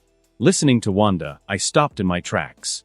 When I did, she lowered her left hand and I felt the force trying to push me back stop. Not that it was really affecting me at all. Hey, it's okay. I am not going to hurt either of you. I spoke. Then as a show of good faith, I reached up, pulled down my hood, and then slipped off my helmet. So the twins could truly see my face. I just want to help you both. Like the people here helped us? Pietro angrily asked. No, not like them. Never. I said. What I want to do, if you both will allow me, is to truly help you. I took a step forward and extended my right hand. My name is Victor, and if you both come with me, I make you this promise here and now that no one will ever hurt you again like they did at this place. A silence filled the air after I spoke. The twins looked at my extended hand, curious expressions on their faces. This went on for close to 5 minutes, before finally a change took place. Standing to their feet, the twins slowly approached my outstretched hand, and then Wanda took it. Thank you for trusting me. I told them. I meant what I said earlier. You will never regret doing so. By the way, would you both mind telling me your names? Wanda. Wanda spoke. Pietro. Pietro said. Wanda and Pietro. Nice to meet you. I said to them. I then introduced them to the Doombots, which made both children get stars in their eyes, and for a moment dropped the guard they had been putting up. Seeing this, I nodded. Then after I did, I used my technopathy to inform the other Doombots of Wanda and Pietro existence. I also told them to pick up the pace in collecting all they could from the base. Because even though we are in control of all signals the base is transmitting and receiving, and have the surrounding area locked down in a 10-mile radius in all directions, I would rather not stay here longer than I have to. Having received my orders, my Doombots picked up their pace. As they did, I made small talk with Wanda and Pietro to get a better sense of the both of them. In doing so, I found out how they ended up here at Strucker's facility. Apparently, a few months ago, both twins started displaying their powers. When Strucker got wind of this, he sent his agents to retrieve them. Their mother Magda, ending up killed in the process. Then the twins were brought here where Strucker and his people performed dangerous and unethical experiments on them to test the limits of their powers, as well as to see if they could be replicated. While the Maximoff twins recounted events, both of them got years in their eyes. I could also sense their fear, pain, and anger. Due to this, I said nothing and let them tell their tale. Then when they were finished, I got on a knee in front of them and pulled them both into a hug, since they definitely needed it. Reciprocating my hug, the twins leaned into me and cried. This went on for 5 minutes until they finally stopped.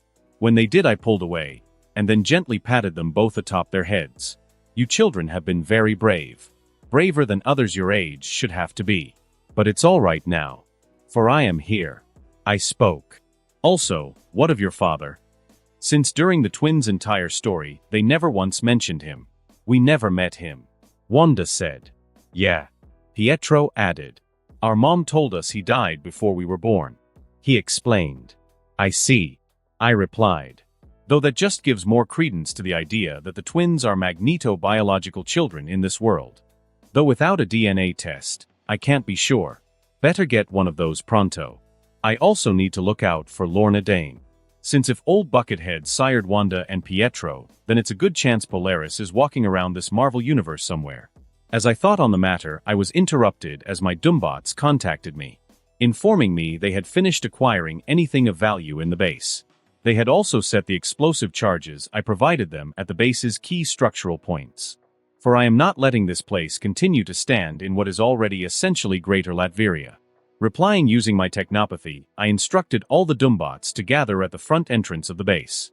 Once I did, I put my helmet back on. Come children. Let us leave this place. I spoke. Wanda and Pietro nodded. Upon seeing this, I started walking, the Maximoff siblings following right behind me, along with the Doombots that were present. Our group eventually reached the base's main entrance. When we did, we then began to wait until all other Doombots in the area arrived. Once they did, I opened 2 portals. One to a meeting room in Castle Doom in Latveria, while another was to a secure storage facility in Latveria I had set up. For when I made acquisitions like all I took from Hydra today. When the portal opened, the Doombots carrying the items they had procured from Strucker's base walked through the secure storage facility portal. Whoa, so cool. Pietro mused. How is this possible? Wanda asked in wonder. Magic. I told the both of them. I then continued watching the Doombots trek through the storage facility portal. Then once all those who were meant to pass through it were on the other side, I closed it. I then ushered Wanda and Pietro through the portal linked to Castle Doom, the remaining Doombots accompanying them. Once all of them were through, I used my armor to activate the remote detonators on the explosives. I then walked through my portal, an explosion going off behind me as I did. Always wanted to try that. Once through, I slammed the portal shut. My mission having been accomplished, and then some. As Wanda and Pietro looked around the meeting room, curious expressions on their faces, I sent off one of the Doombots to collect some members of the castle staff. Along with someone I really want Wanda and Pietro to meet. While the twins continued to look around, I took a seat in one of the chairs. I then used my armor's comm system to contact Lucia, while I also put up a small silencing spell around my immediate person, since I did not want mine and Lucia's coming conversation overheard. Yes. Hello, my king. Lucia spoke. Her voice extremely professional. As it should be. Since right now we are in the roles of king and prime minister, not lovers. Though seeing as how her performance in her duties has been nothing less than exceptional, I'll make sure to give her an extra special reward later when I have a chance. Since I am nothing if not a generous lover. Give me an update on the war effort. I commanded.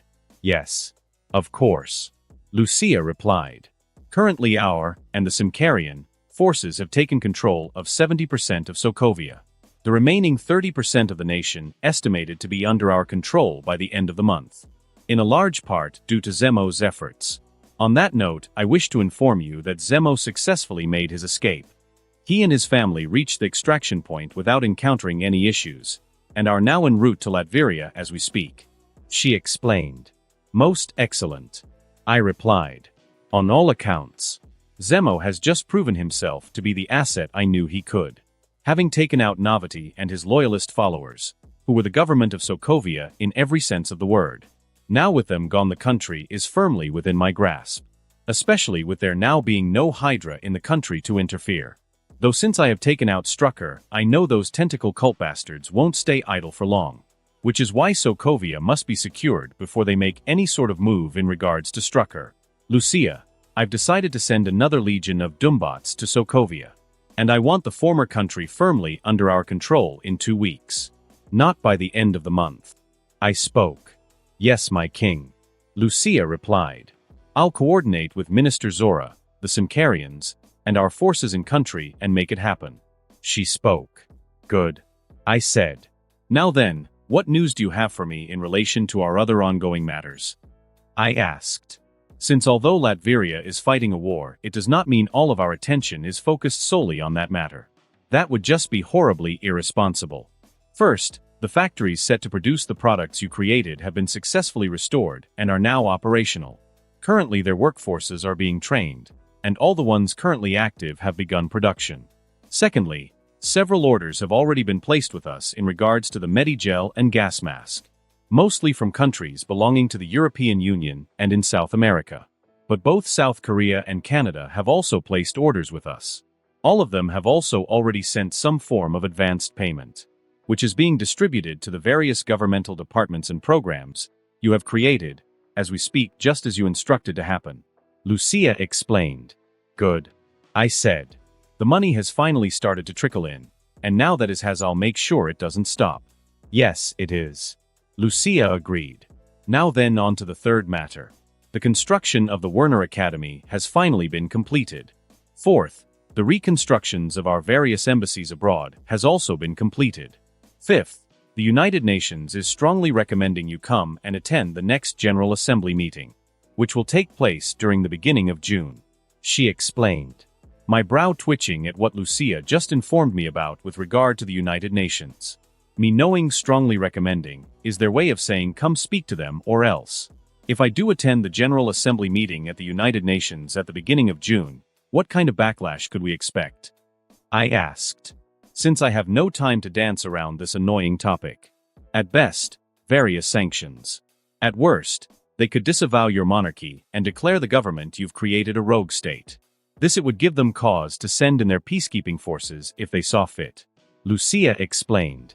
Me grabbing and squeezing the arms of my chair after she finished. Those self-serving bastards think they can threaten me. They have no idea who they're trying to mess with. So I guess they need an example of what happens if they try. Lucia, set up a visit for me to our New York embassy and inform the UN I shall be there at the start of the next assembly in June. I calmly spoke. Of course, my king. She easily replied. And ask when there that you don't slaughter the entire UN assembly. No promises. I replied. Understood. Lucia retorted. Now then, there is one more item on the agenda. And I saved it for last, since it was the most important. Plus I knew it would put you in a good mood. I've managed to make contact with the Black Widow. She said. Upon hearing this, a smile formed on my face. Lucia having been absolutely right in her judgment of that little piece of information. It has put me in a good mood. Since before S.H.I.E.L.D. sinks their teeth into Natasha, I mean to recruit her myself. Because doing so will help me advance so many of my plans. You're right.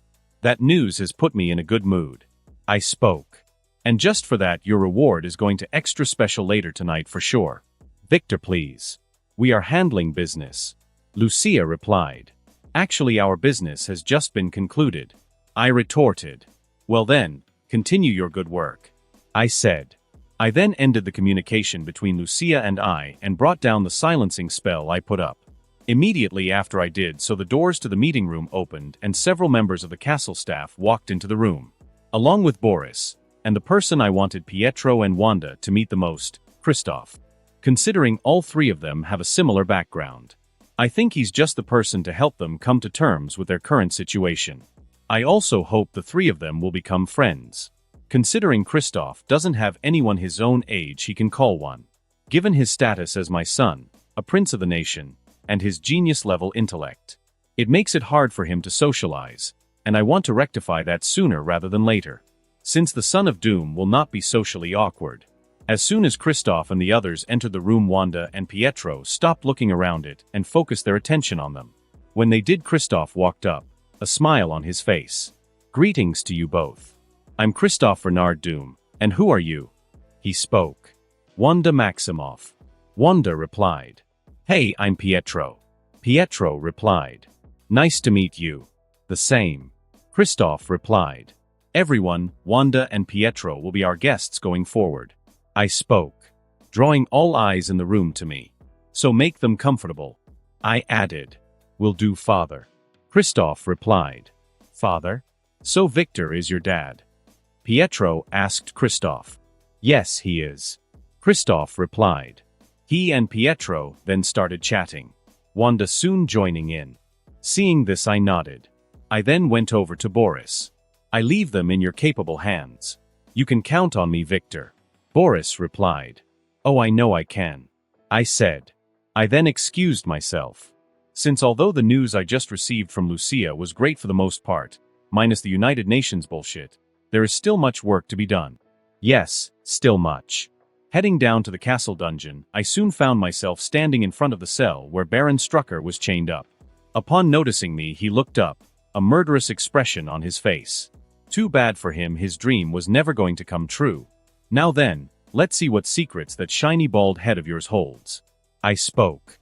I then went to work on Strucker's mind, showing the man exactly how worthless he truly is. 2 hours. That's how long it took me to extract all the knowledge I found relevant from Strucker's mind. From the location of other Hydra bases, to the true identities of other prominent figures in HYDRA, to even information I didn't even know I wanted. I claimed it all. Then once I was finished with the man, I immediately took him to hell and handed him over to Mephisto, as the first of my 3 sacrifices, as part of our deal to get my mother's soul back. Since based on what I saw while in Strucker's mind, there was no greater punishment I could inflict on him than handing him over to Mephisto. Because shit. That man had committed so many atrocities, so many taboos, in the name of Hydra and his own self-serving goals and interests, that I was at a loss for words on how to describe the disgust I felt upon seeing it in his mind. After I was done, I felt like I needed to bleach my brain. No. Actually, I felt I needed to give myself a lobotomy. That's how horrid Strucker's mind was. But it wasn't all bad. Since now that I've gone through Strucker's head, at least I have some idea of what it will be like when I go through the minds of the other leaders of Hydra in the future. If necessary. That is if I don't rip their guts out, and make them watch as I do it. Because again, SHIT. Alone at my desk in my personal lab, I simply sat in silence, and allowed myself a few moments to process what had just transpired. Then once 5 minutes had passed, I stood up and put it out of my mind. For dwelling on such a matter for too long is unbecoming of a man such as myself. Besides, there is still much work that needs to be done. So with that in mind, I opened up a portal and walked through it, heading to my next destination, to take care of the next matter on my very long to-do list. Once through the portal, I closed it. I then focused my attention on what was in front of me, which is a 2-story cabin with several of my Doombots guarding it. The moment I appeared, they turned their attention to me.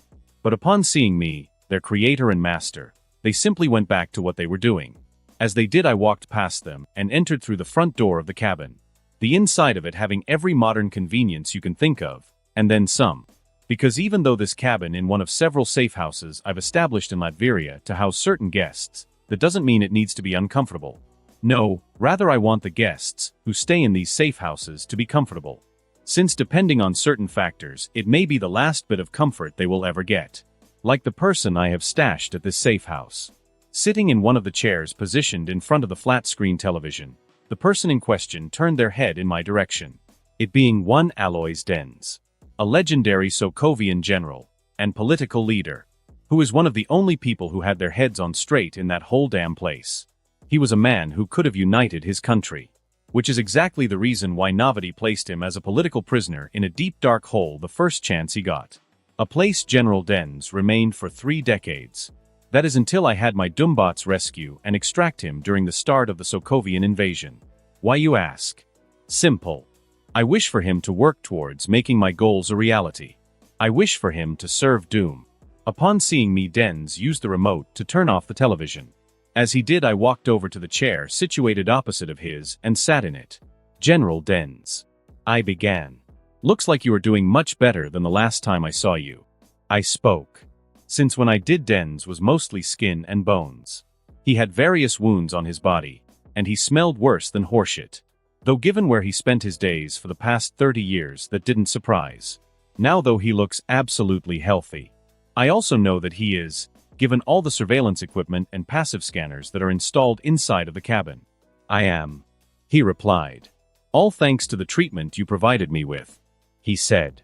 But I know you didn't simply come here to check up on my well-being. So let's cut the small talk and get down to business, shall we? Sure. I replied. Finding myself liking Dens's attitude. Put simply, by the end of this month your home country of Sokovia will no longer exist. I revealed. General Navati and his loyalists' followers, and highest-ranking officials are all dead. I know you know what that means. As for why I am telling you this, it's because I want your assistance in helping your people through the transition from being Sokovian to becoming Latverian. Since it has already been decided, Sokovia will become a part of Latveria. You bastard! Dens shouted at me, a look of pure anger and rage on his face, which I expected, given what I just informed him about in regard to his homeland. If I was in his shoes, I would likely be having the same reaction. The difference between Dens and I is that I would have the power to do something about a potential annexation of my home country, while he does not. You save me only for you to tell me you are doing away with my homeland and taking it for yourself. Yes. I easily replied. Because if I didn't, Sokovia would eventually face annexation anyway. Only likely not simply by one state, and instead multiple. Making its lands even worse than they already are. At least doing things my way, your people will survive and gain better lives than they have right now. But at the cost of our freedom and independence. Dens retorted. Sorry to say, General, but Sokovia and its people lost that a long time ago. I stated. War after war, its resources being stripped by outsiders like large private conglomerates, dictators like Navati, and let's not forget the influence of foreign powers, most prominently from the West. Honestly, I find it miraculous Sokovia has existed for as long as it has. Though your nation's time is now over. It is now a part of Latveria. But just because your state is gone doesn't mean you have nothing left to fight for, to protect. I speak of the people, General Dens. Yes, the people. Which is why you started fighting in the first place. So I ask you this, join me and continue fighting for the people that made you what you are today. What say you? While I spoke, Dens was still naturally angry and upset. But slowly he began calming down, and then got a curious expression on his face. Using my telepathy, I could tell he was thinking about my offer. But he was also greatly conflicted, given his loyalty to Sokovia. So I did him a favor and tweaked his thinking a bit. Now I didn't brainwash him like with Zemo, just to be clear. Instead I made him just a bit more open to my suggestion. After 10 minutes of silence, Dens gave me his answer. King Victor, I've come a decision. I'll do it. I'll join and assist you. Dens said. Excellent. I replied, smiling underneath my mask. For once again everything is going my way. April 23, 2007.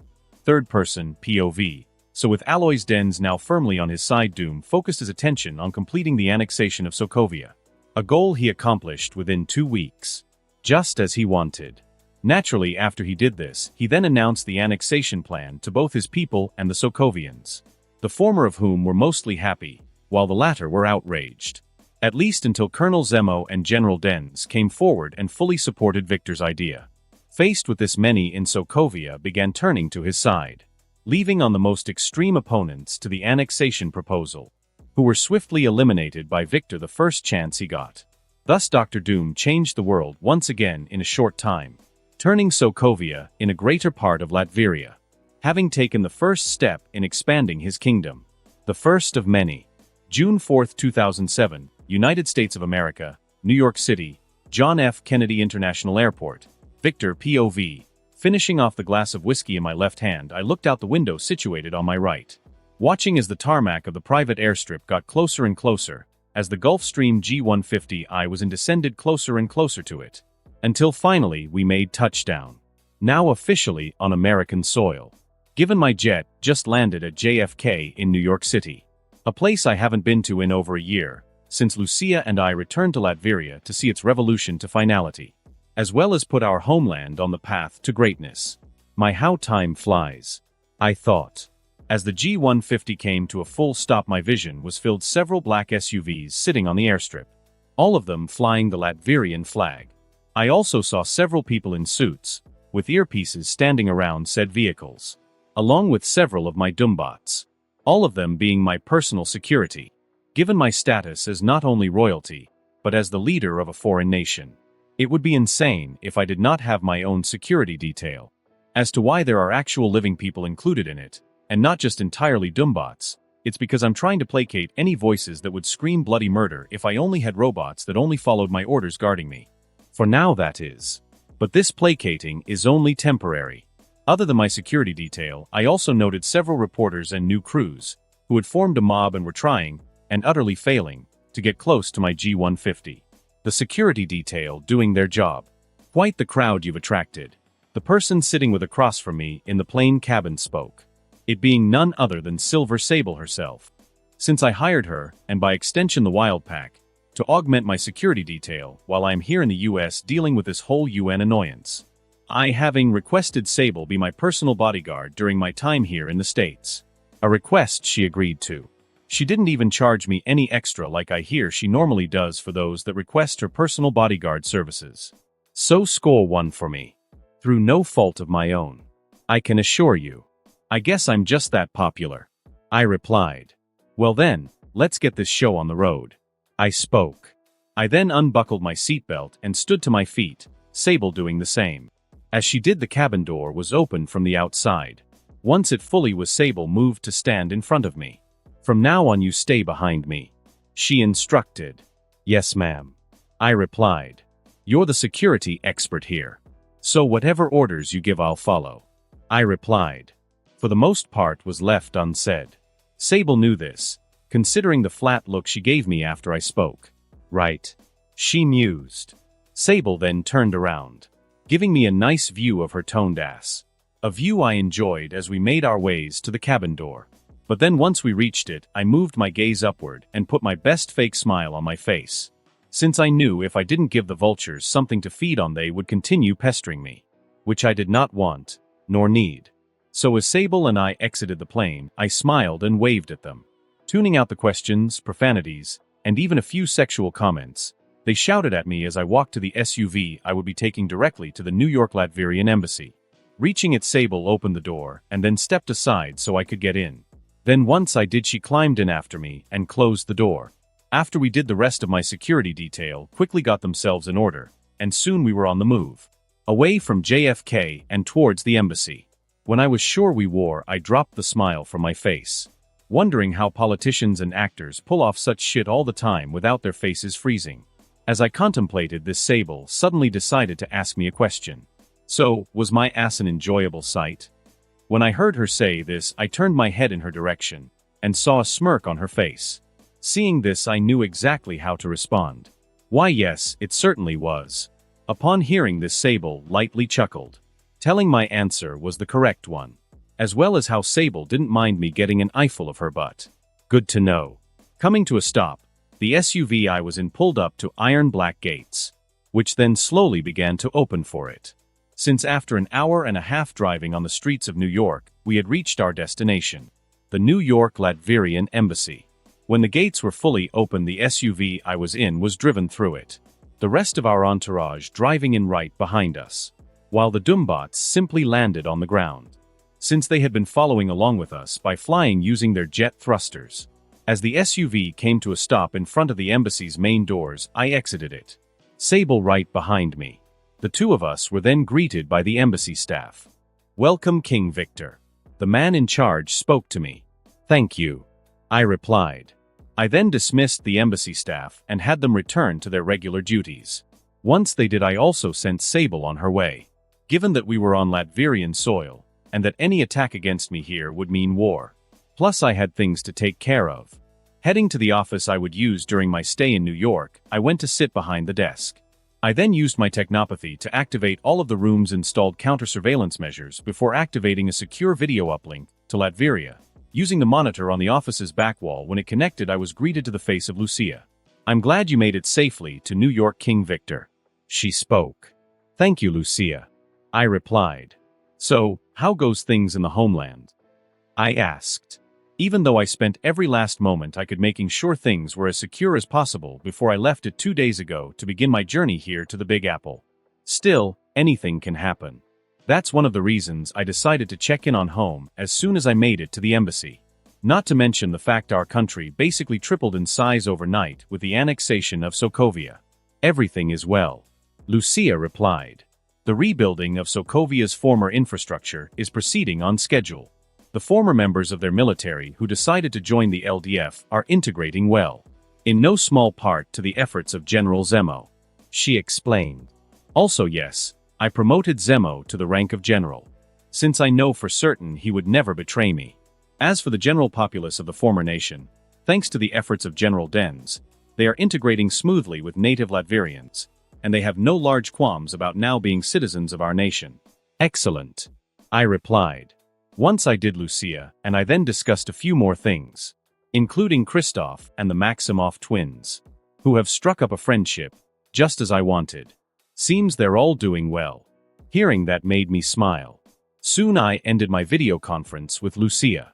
Then once I did, I portaled to my personal lab in Castle Doom and got back to work on my main project at the moment, recreating the Super Soilder serum from the samples of Isaiah Bradley's blood, which is going quite well, seeing as I've already isolated the unique components of the formula within the samples of the blood.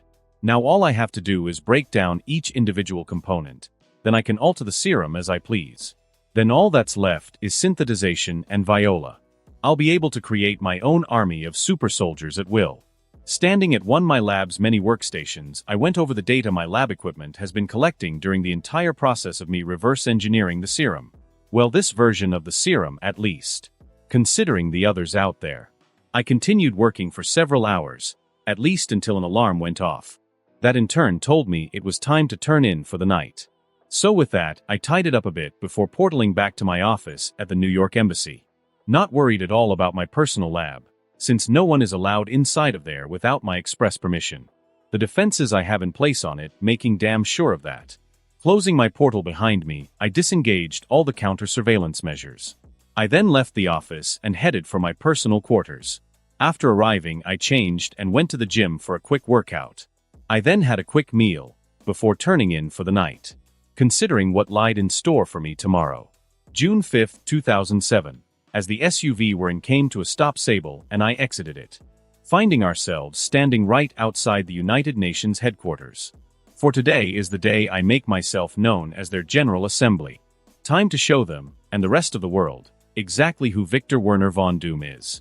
Fixing my tie, I then began heading inside, Sable flanking me, feeling ready to bitch slap all those present here today. Upon entering the UN headquarters, my security detail and I were immediately met by UN building security, the leader of which then stepped up to me. "King Doom, first off, welcome to the United Nations. We've been expecting you. Secondly, I'm afraid I'll have to ask you to leave. Your robot company's outside," he told me. "I'm very sorry, but they're just too big of a security risk. First off, thank you for the welcome. Secondly, I'm afraid your request is impossible to fulfill," I easily replied. "For you see, those robots are not only the property of Latvia, but also essential to my personal security. So they stay. End of story," I spoke, looking the man in charge of the security team directly in his eyes, which made him back down and keep whatever words he was about to reply to me with firmly in his mouth. A good move on his part. "Understood," he finally said after a few seconds passed. "I'm glad we understand each other," I told him, flashing a smile on my face. Once I did, he and the rest of the UN security team that had been sent to meet us escorted me, Sable, and the rest of my security detail to a waiting room, where I then got comfortable. but not before using my technopathy to access any and all systems and electronic devices within the United Nations headquarters.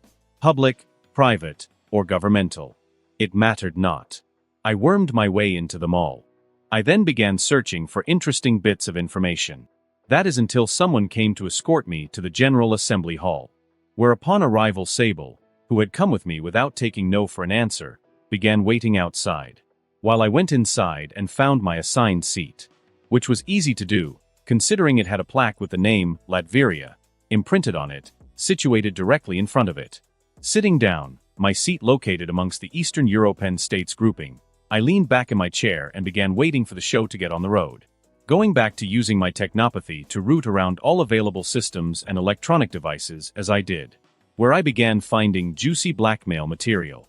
When I ordered those systems and devices to send copies, if they had the capability to do so, of all said material back to a secure laptop I had set up at the Latverian embassy for just such occasions. As I did this, the General Assembly Hall began filling up with delegates, until eventually everyone had arrived. When they did, things finally got moving, and the current UN Secretary-General called the meeting of the General Assembly to order. Talks and discussions on issues then began, which I didn't care for. So instead I only partially listened, while the rest of my brain was focused on other actually important matters, like constructing blueprints for Latveria's very own satellites. That is until I was called out by the UN Secretary-General. And now the floor would like to welcome its newest member, the new king of the nation of Latveria, Victor von Doom. Please, grace us with a few words. The Secretary-General spoke, who was a female. When they said my name, I focused all my attention back on the situation before me. Ignoring how all eyes turned to me, and began staring, I stood up from my seat and made my way to the podium located at the very front and center of the Assembly Hall. The Secretary-General having already left the stage when I arrived. Reaching the podium, I looked out at all the faces before me. I then leaned in a bit closer to the microphone. Greetings. I am Victor Werner von Doom, the new king and ruler of Latveria. I spoke. I then leaned back and got ready to return to my seat, only for one of the delegates to speak up. Wait, King Doom. Is that all you have to say? Upon hearing this question, I stopped in my tracks, and then leaned back into the microphone. Yes. I have nothing more to say. So you do not wish to speak about the actions in which led you to becoming the current ruler of Latveria? Nor about you and Simkaria's hostile takeover of Sokovia, which Latveria has decided to annex? The delegate from Germany asked me. When he spoke those questions, I leveled my gaze directly onto him, all too ready to strike him down. But I restrained myself. Not only because I promised Lucia that I would, but the time to take such actions has not yet arrived. Though that day is coming, and soon. It's why Project Sovereign exists in the first place. In regards to both of those matters, I say it is none of this assembly's business. I spoke, ignoring the shocked and few angry looks on some of the delegates' faces at my words. But I care not. Yes, you heard me right. And I say this because for years this institution, this body, did nothing as both my homeland and Sokovia were trapped in needless cycles of violence and disarray. You all sat here, turning your gazes away from both situations, and now you have the audacity to question my actions. You have no right. I exclaimed. But to placate your feelings, I shall grace with a form of explanation in regards to my actions in regards to Latveria, and then in regards to Sokovia. First, in Latveria, I simply liberated my homeland from the tyrannical rule of Vladimir Fortunov and his ilk, who were unfit to call themselves royals, seeing as how they served themselves and not the people. People like my mother and father, who the Fortunovs killed, leaving me alone without their warmth and comfort as I grew up in a hell, one I sought to change. And I did. Now Latveria is under my rule, under my protection, and I say now it will never experience such times as the reign of the Fortunov family again. Secondly, Sokovia was in much the same situation as Latveria before I helped to liberate it. Not only that, but its former leaders were planning an invasion of my country, along with our longtime ally Simkaria. They wanted both nations destabilized, so they could claim them for their own. Unfortunately for them, Latveria and Simkaria got wind of this plot and struck first. And seeing how ravaged Sokovia was, I knew it was dead already. So I put it out of its misery. I let it rest, so that what remained behind could be turned into something new. Something better. And that is all I have to say about those two matters. Good day. I finished. I then walked away from the podium and returned back to my seat, ignoring the whispers and murmurs going on around me. Eventually, the assembly got back on track, and the session came to an end. When it did, I was one of the first ones out the door of the assembly hall. Meeting up with Sable, I headed back to our waiting room and retrieved the rest of my security detail. We then called for our rides, since I told them we were leaving. That bad, huh? Sable whispered to me, as we stood in a parking lot waiting for our SUVs to arrive. They had the gall to ask me about my actions in regards to Latveria and Sokovia. I quickly replied, still seething in anger from the questions themselves. They had no right. I see. Sable replied. She then said nothing else. I'm thankful for that. Soon the SUVs arrived and we filed in. They then immediately took us back to the Latvian embassy.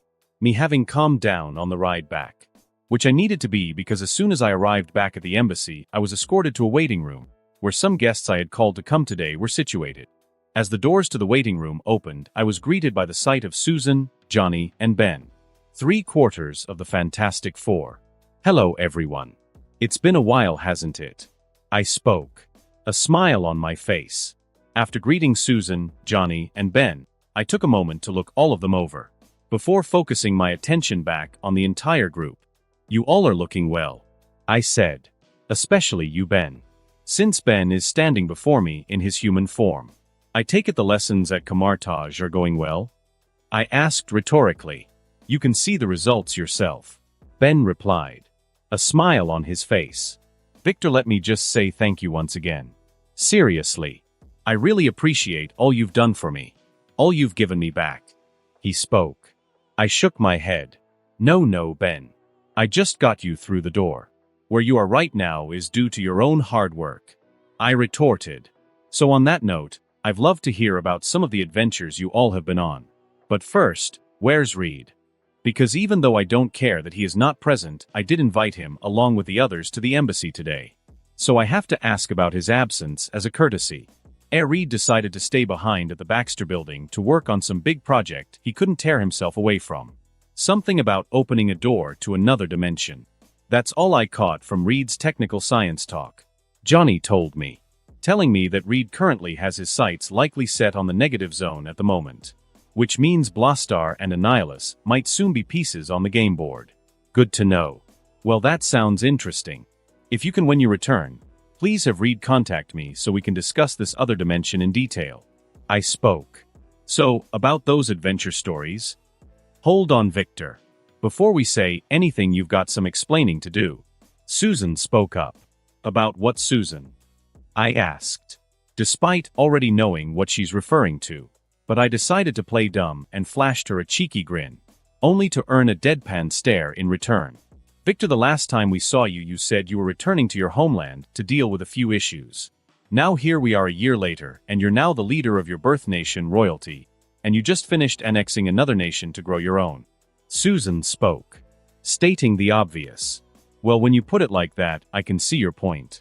I conceded. But there's not really much to tell, Susan. My nation, my people, they were in trouble, and since I had the power to do something about it, I did. And as I just explained to those at the United Nations General Assembly, Sokovia was planning to attack Latveria and our ally Simkaria. So all we did was launch a preemptive strike. Nothing more and nothing less. Okay, but that still doesn't explain the annexation part. Susan retorted. Sokovia was already dead. It's just that no one wanted to admit it. I said. After the war was over, I was certain the country would likely cease to exist anyway.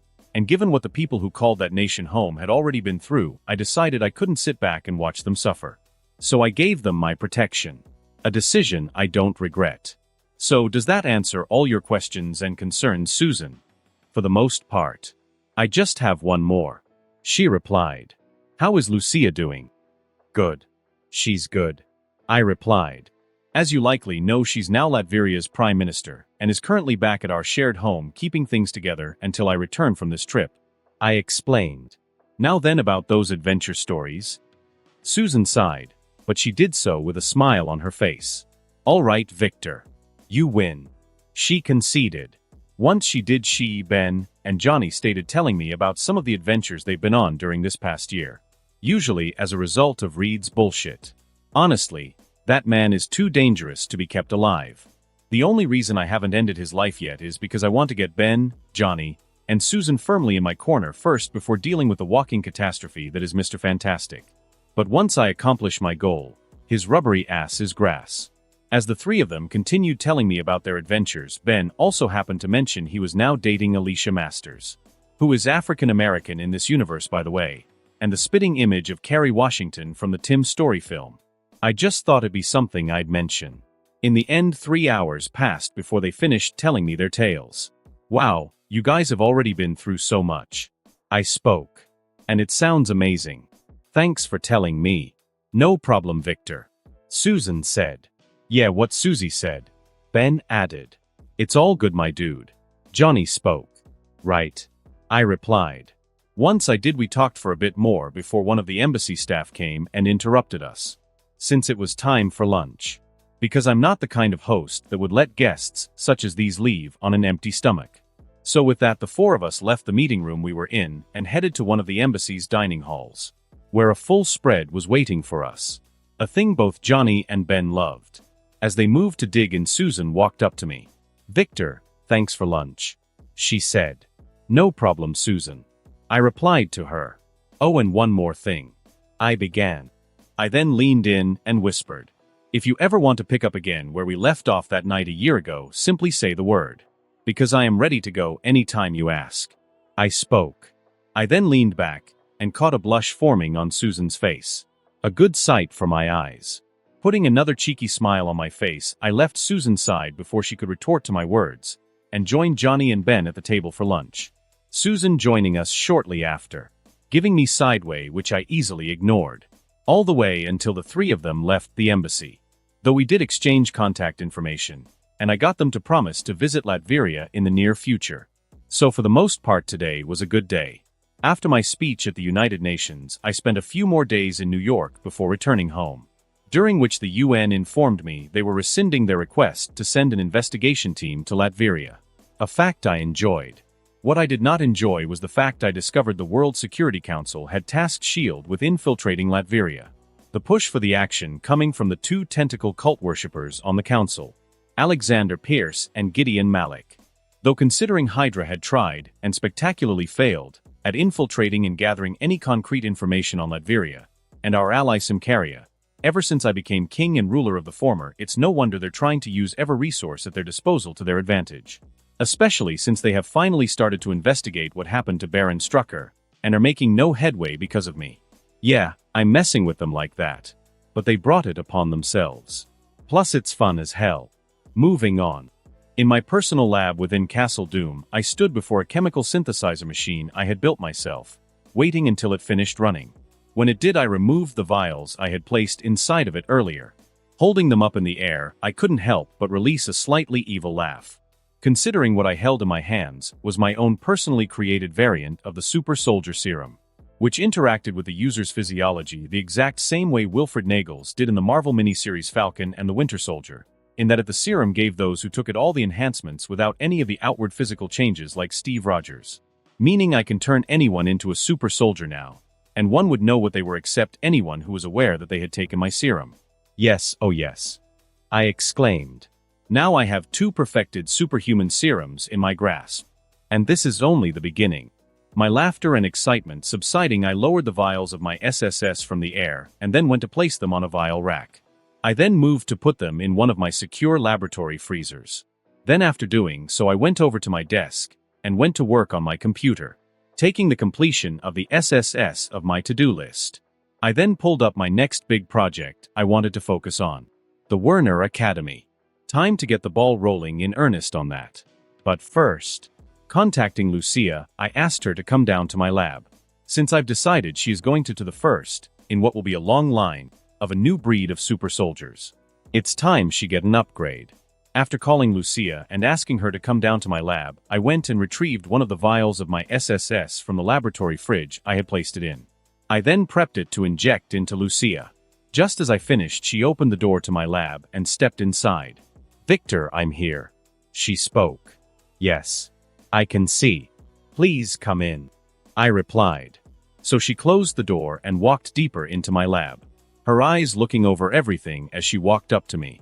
Which is to be expected, since she's never been in here before. No one other than me and my Doombots have. I was serious when I said that before. Because one wrong move in dealing with some of the stuff I have stashed in here could result in all of Latveria getting blown up. I kid you not. That's why this place is my sanctuary. Eventually Lucia reached me. When she did, I held up the syringe that held the SS serum I was going to give her. Noticing it, Lucia gave me a curious look. Victor, what exactly going on here? And what is in that vial? I'm glad you asked. I replied. To answer your first question, I have called you down here to bestow upon you superhuman powers. Given the loyalty you've shown not only Latveria but me, as well as the way you've excelled in your duties. I explained. As for your second question, what is in this vial is what you give you those superhuman abilities I mentioned, which is my own version of the legendary super soldier serum. Now then, let me ask you a question. Do you want the powers? I do. Lucia instantly replied. And thank for this, Victor. Thank you for this so much. I promise, the trust you have placed in me is something I shall never betray. She spoke. Both professionally and privately. She added.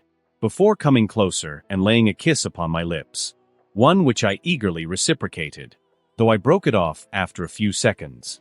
Because if Lucia and I continued, then we would end up doing more than kissing. All night long at that. Which I am not opposed to in the slightest. But first there is business to be handled. Then we can focus on pleasure. Glad to hear it. I spoke. Now then, time for your injection. Right. Lucia replied. But wait, how did you even recreate the super soldier serum in the first place? I thought its secrets were lost when Captain America died. Yes and no. I instantly replied. The secrets of Dr. Abraham Escrine version of the super soldier serum were lost when Captain America died. I spoke. Lying through my teeth. Even though Steve isn't dead and is currently just taking a very long nap. But I can't reveal that yet nor do anything about it until my power base is just a little more secure. However, once it is, I wouldn't mind going to wake up the old man. But as you well know, Lucia, humans are greedy creatures. We crave power, and since the super soldier serum gave it, there was no way it was simply going to be allowed to die.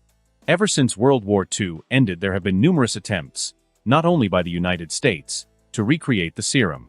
One of which was even successful. And thanks to that success, the serum is now in our hands. I spoke. Wait, someone actually managed to create another super soldier? Lucia asked. I nodded. Yes. Unfortunately, due to prejudice and several other factors, this super soldier story was erased from history. I then told Lucia the Cliff Notes version of the life of Isaiah Bradley, who had a disgusted look on her face by the time I was finished.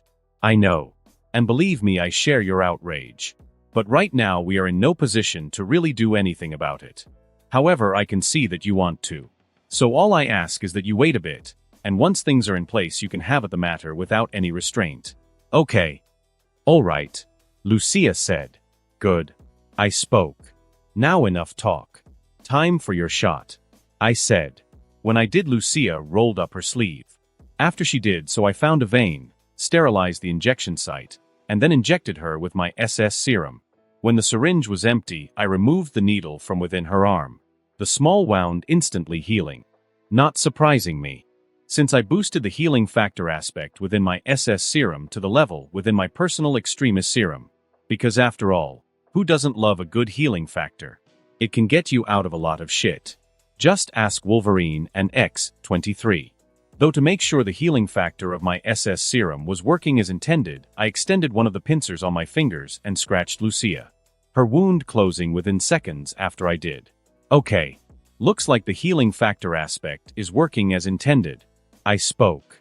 Ignoring the flat look Lucia was giving me. Now let's move on. I spoke. Hit me. I said.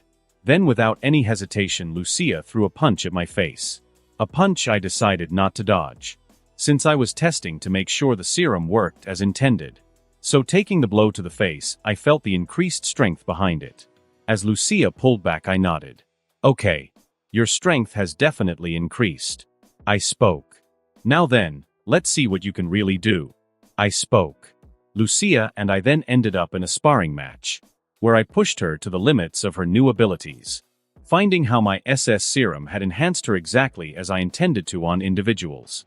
Once I discovered this, Lucia and I decided to shift our sparring to the bedroom, where we ended up breaking the bed frame, making me make a note to myself to replace all bed frames in Latveria with adamantium the moment I acquire it. June 22, 2007, Miami, Florida. Entering her apartment, Dr. Maya Hansen used her free hand to stifle a yawn. Insert image of Maya Hansen here. After doing so, she closed the door to her apartment and locked it. She then began heading towards her bedroom. But right as she passed her living room, a light inside of it came on, stopping Maya in her tracks and causing her to get a fearful expression on her face. However, before she could do anything, she suddenly found herself levitated into her living room and placed on its couch, along with her daughter, Ruri Hansen. A/N. Yeah, I know the MCU now has their own version of Ruri Williams. But until she gets more screen time, I'm making my own version. As mother and daughter found themselves stunned by what just happened to them, they also found themselves looking at a man who was seated in the chair in front of them, opposite of the couch. A man both Ruri and Maya recognized, since they had seen him on television. It was Victor Von Doom. You're Victor Von Doom. Maya spoke. That's my name, Dr. Hansen. Don't wear it out. Victor replied. Anyway, excuse me for intruding into you and your daughter's home like this, but there is an urgent matter I needed to speak with you about that simply couldn't wait. He explained. Victor then opened a small portal and pulled a file through it before closing it. Seeing this, Maya was shocked, while Ruri had stars in her eyes. Wow, Mr. Doom, how did you do that? Ruri asked. Magic. Doom relied. Doing jazz hands. Cool. Ruri exclaimed. Ruri, Mr. Doom is obviously joking, since magic doesn't exist. Maya spoke. No, Dr. Hansen, it does. Victor immediately spoke. But we can talk more about that later. Right now, I would like to focus on the matter at hand, he said. Victor then looked at Ruri. Miss Ruri, do you mind giving me and your mom's few moments alone? He asked her. Sure thing. Ruri replied. She then got up and headed to her room. After she did, Victor returned his gaze to Maya. What a good daughter you have there, Dr. Hansen. He spoke. I know. Maya replied. So what matter was so urgent you needed to discuss with me that you broke into my home? She exclaimed, anger in her voice, which Victor completely understood, given his actions at the moment. But he simply didn't care. Why the safety of you and your daughter? Victor said. He then used his telekinesis to float the file in his hand over to Maya, and placed it in her lap. That will explain everything. Looking down at the file on her lap, and then back at Victor, for several seconds Maya finally focused on the file. Picking it up, she opened it, getting a shocked and horrified expression on her face the moment after she did. Since what was inside the folder, Victor gave her detailed crimes her boss and friend, Aldrich Killian, had committed. From illegal human experimentation to terrorist bombings all across the United States. The more Maya read and learned, the sicker she became. Eventually, she could no longer continue looking at the file and tossed it on the floor. Once she did, she turned her gaze towards Victor. Why? Why did you show me that? To show you exactly what kind of man Aldrich Killian truly is.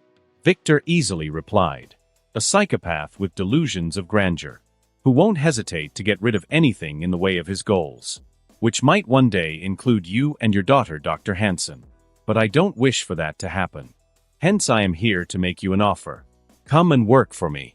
If you do, I promise not only protection from Killian and anyone else that would seek to do you and your daughter harm, but also that you can continue your work on extremists and make it into what you truly envision it to be. A product that can help all of mankind. And if I say no?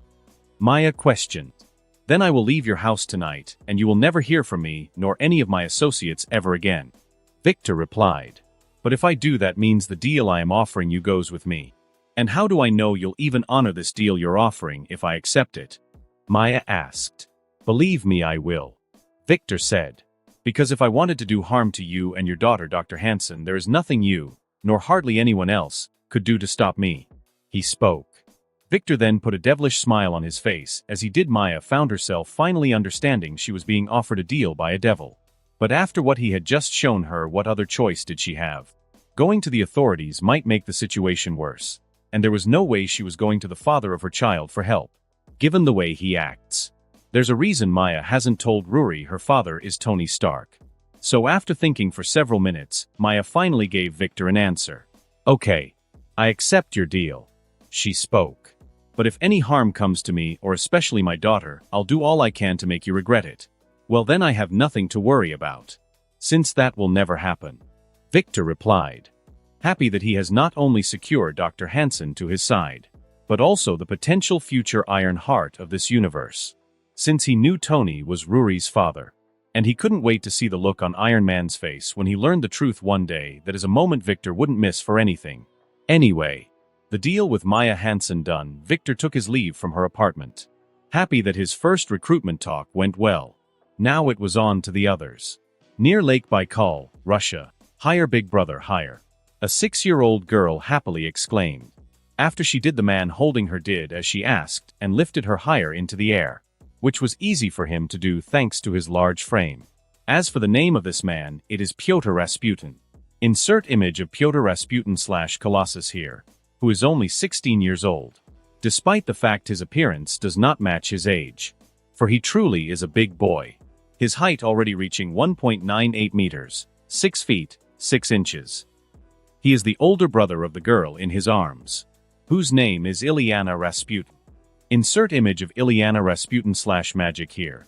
Smiles on their faces, the brother and sister pair continued to play outside on the front lawn of their home, which was a farm. That is until Victor, wearing his armor, with several of his Doombots accompanying him, descended from the sky and began hovering in the air right in front of the Rasputin siblings. The instant this happened, Pyotr out Ilyana down, pushed her behind him, and got a serious expression on his face. But before Pyotr could do anything, Victor raised up his left palm in his direction. At ease, young Pyotr. I did not come here to fight you. He spoke in perfect Russian. I simply came to meet with you and offer you a better life. What do you mean? Pyotr asked. I am the king of my own country, a place called Latveria. But I am also many other things as well. But let's not get into that right now. The point is, a while back I happened to come across reports of a metal man defending the farmers who decided to make their homes near Lake Baikal, and so intrigued by these reports I did some investigating and discovered this so-called metal man was no myth. But you, young Pyotr. And the moment I learned this, I began making preparations so I could come here and see you. For I am opening up an institution I feel you would be the perfect fit for. One that will truly allow you to be all you can, and then some. Victor explained. I see. Pyotr replied. It sounds marvelous. But unfortunately, I will have to decline your invitation. I have too many responsibilities here. He spoke. If you're worried about your family and the other farmers in the area, then there is no need to be. Since I also planned on asking them to accompany us to where the institution I want you to attend is located, which is in my nation Latveria. A place I will make you all full citizens of if you agree to my offer. I will also provide all necessities such as food, clothing, and the like. Victor explained. You won't even have to pay to attend the institution I am asking you to become a student at. He added. So what do you say, young Pyotr? Looking at Doom, Pyotr couldn't say anything, since what Victor had just offered him sounded too good to be true. Thus he was conflicted. So much so he didn't even notice he and Ilyana guardians, their grandparents, exit the house and walk up to the group. Pyotr, what is going on? His grandmother asked. Yes, what is happening? Who is that strange metal man floating in the sky, with those machines? His grandfather asked. Greetings, I am Victor von Doom, King of Latveria. Victor spoke. And there is no need to be alarmed, I was simply explaining the key points of the offer I just made your grandson. He explained. Victor then told Pyotr and Ilyana's grandparents about the offer he just made Pyotr, who upon hearing the specifics added in their own 2 cents. Pyotr, I think you should accept the deal. His grandmother spoke. Yes. I too agree. His grandfather added. Truly, Grandpa and Grandma? Even though we know next to nothing about this man called Victor. He asked. Pyotr, can't you see if King Victor wanted to hurt us he would have done so by now? His grandfather reasoned. Yes. His grandmother added. So since he hasn't, I don't think he will do us any harm. He also seems like a good man. Even so, if I accept his offer we will have to leave our home. Pyotr said. Oh Pyotr. That is fine. Since home is simply where all of us are. His grandmother said, giving him a soft smile. one which Pyotr returned in kind. Then after he did, he looked at Victor. "King Victor, I have made my decision. I will take you up on your offer." He spoke. "Excellent," Victor replied. He and his Dumbots then got to work. They visited all the farms in the area, and with the Rasputin family's help got them all to agree to head to Latveria and begin new lives there. Once this happened, Victor began the process of transferring everyone there, eventually finishing, leaving his country with new citizens, as well as him having recruited the future Colossus and magic to his side. Cuba. Entering his current home, Richard Parker closed the door, and then began setting all the locks he had on it. Insert image of Dr. Richard Parker here. Once that was done, he began heading for his bedroom, only to stop in his tracks when he walked past his living room and saw a man standing right in the middle of it, wearing some strange kind of armor and a green cape and hood. Seeing this man, Richard instantly felt fear and prepared to run. "Dr. Parker, I only came to talk." However, the moment the man spoke, Richard stopped in his tracks, shocked, since the man in his living room was facing away from him. So Richard began wondering how he knew he was about to run away. "I have my ways, Dr. Parker," the man spoke. A moment after that particular thought crossed Richard's mind. What? That's impossible. Unless this person is somehow reading my very thoughts. But that's ludicrous, Richard thought. "Oh, I can assure you, Dr. Parker, it is not as ludicrous as you think." Hearing this, Richard widened his eyes. "You can read my mind," he exclaimed. "I can," the man simply stated. Who are you?" Richard found himself asking. When he did, the man turned around to face him. "My name is Victor von Doom, ruler of Latveria," he explained, "as well as the man who is going to save our world." Victor added, "But we can discuss that particular subject at a later day. Right now I wish to speak to you about the reason I tracked you down, Dr. Parker. Simply put, I want you to come and work for me." "What? You can't be serious," Richard replied. "Oh, I assure Dr. Parker I am quite serious," Victor retorted. "I wish to employ you. And should you agree, not only will I offer you complete protection from the faction within Oscorp Industries that is after you, but I will also make so that one day you can reunite with your family. Wouldn't you like to see your son Peter again?" "Don't even think of touching my son," Richard exclaimed, the moment Victor mentioned Peter's name. But it didn't faze him in the slightest. "I am not going to, Dr. Parker. I never had any intention of doing so," Victor calmly explained. "I was simply pointing out the fact I could help you be a father to your son again, given how much of his life you've already missed due to the circumstances you found yourself in," he spoke. "And what could you possibly know of my circumstances?" Richard exclaimed. "I know that you simply wanted to use your work on cross-species genetics to help make the world a better place. But the greed of some of those at Oscorp caused them to want to pervert your work and only use it as a tool to serve themselves. But being the man you are, you couldn't allow that to happen.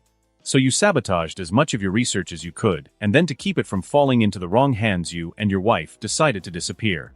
Only in the process of doing so, those after you managed to catch up, and due to this your wife Mary lost her life. That about sums things up," Victor said, his words just now causing Richard to become speechless. "Yes," he admitted. "That's exactly right," Richard said. "But how did you come to know all of this?" "It was easy to learn for one such as Doom," Victor replied. "Now about my offer. Will you take it?" I. Richard kept starting and stopping, thinking about the offer Victor had just made him. It sounded good. Too good to be true, in fact. But something about Victor made Richard think he could make good on his word. Though was it a risk he was willing to take? The last time he had made such a big decision, it had cost his wife her life, him his own in a sense, and deprived his son Peter of his parents. Peter, Richard thought, suddenly remembering the face of his little boy, who definitely wasn't so little anymore, and he hadn't been there to witness that growth. But with this deal Victor had offered him, he could one day have a chance to make up for all the time he had been away. So with that, and a few other reasons in mind, Richard finally gave Victor a firmly reply. "All right. I accept your deal, King Victor," Richard said. "Excellent," Victor replied. "You've made the right choice, Dr. Parker, I assure you," he spoke. Victor just having secured Dr. Richard Parker to his side, making another recruit down. University of California, Berkeley, Having just finished his final lecture of the day, Dr. Bill Foster headed to his office, so he could collect a few belongings before heading home for the day. Insert image of MCU Bill Foster here. Reaching his office, he opened up the door and entered it, only to stop in his tracks when he saw a man sitting behind his desk the moment he stepped inside. Looking at him, the man smiled. "Hello, Dr. Foster. A pleasure to meet you. My name is Victor Von Doom, and I've come to speak with you about a job opportunity."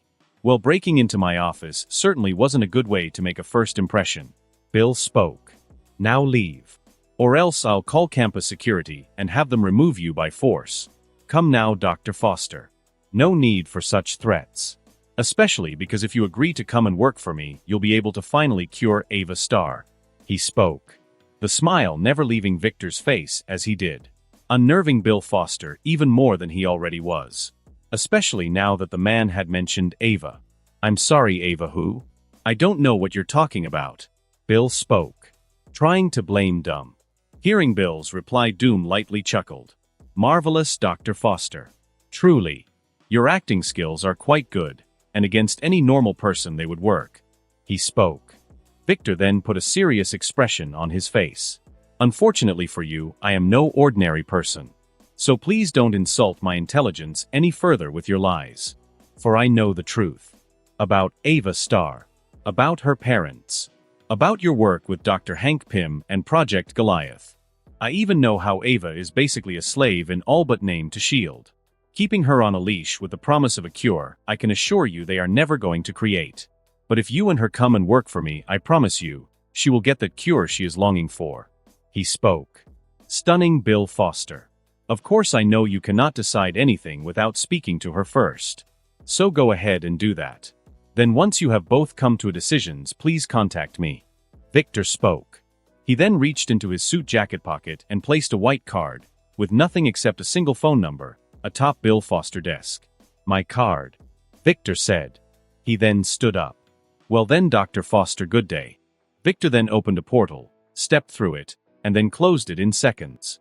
Bill Foster completely and utterly at a loss at what he has just witnessed. But the man knew one thing for sure.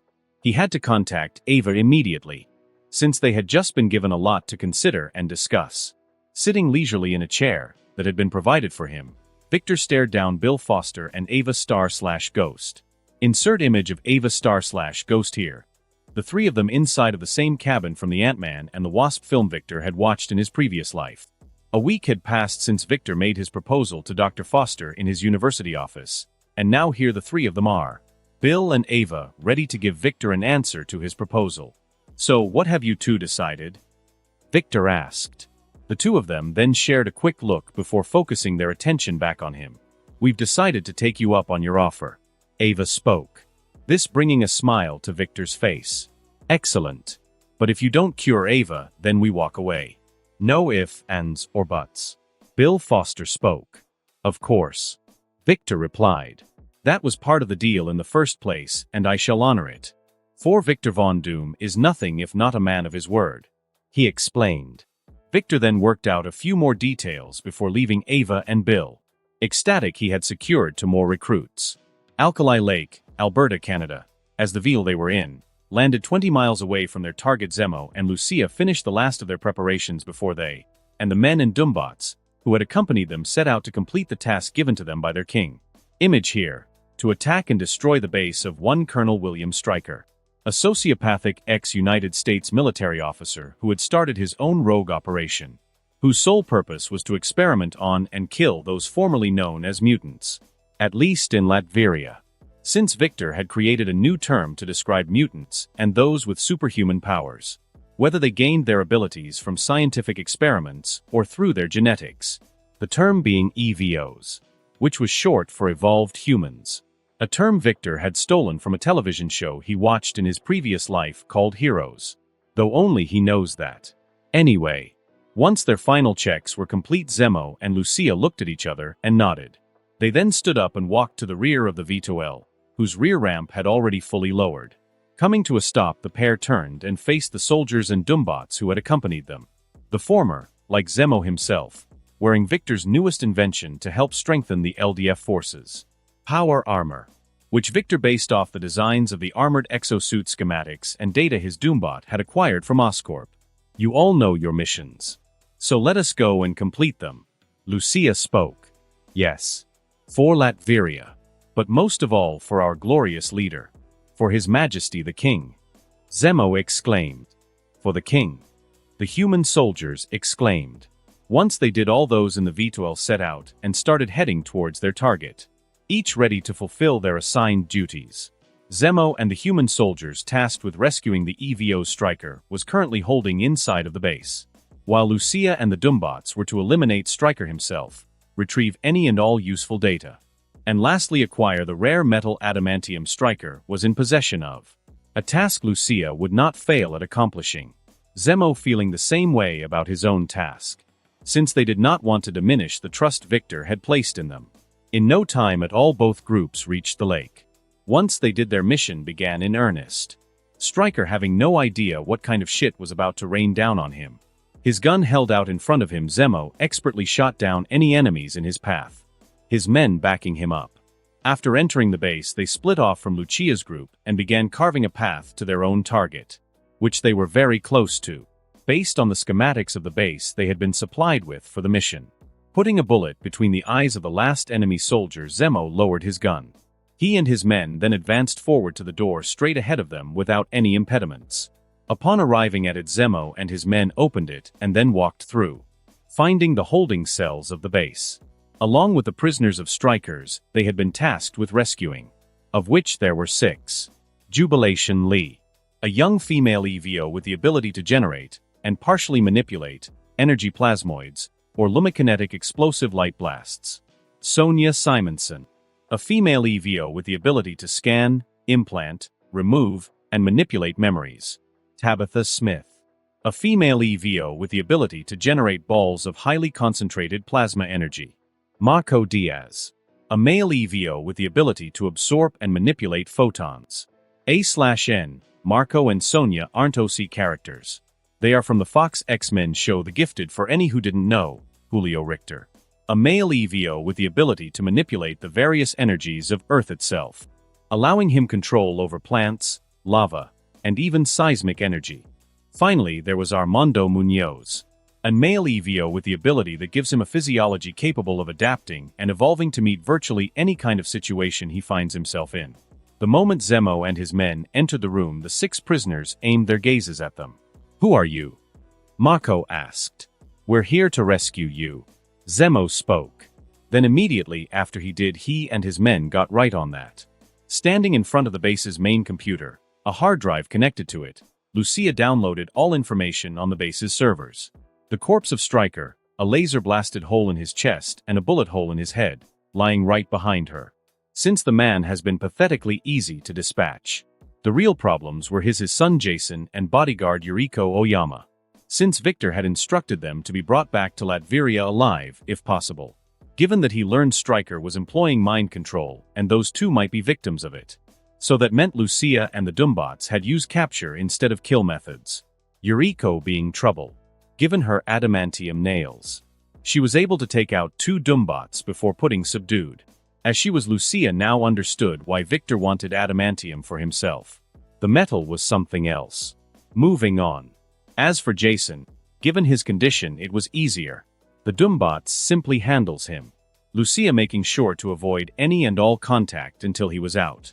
Given the report she read on Jason's telepathic abilities, and what the boy had done to his own mother. Honestly, she didn't want to bring him back to Latveria. But her king had ordered it, so she would comply. A few more minutes passed before all the files finished downloading onto the external hard drive. Once they did, Lucia disconnected it from the main computer and contacted Zemo over the comms. Zemo, I've got the data. Striker is dead and we've secured both his son Jason and bodyguard Yuriko. She quickly explained. How are things on your end? Good as well. We've secured the prisoners and are making our way back to the ship. Zemo replied. Hearing that, Lucia nodded. Once she did, she and her remaining Doombots moved out. Locating the adamantium on site, they secured it. They then placed explosive charges all across the base before exiting and returning to the VTOL, where Zemo's group was already waiting for them.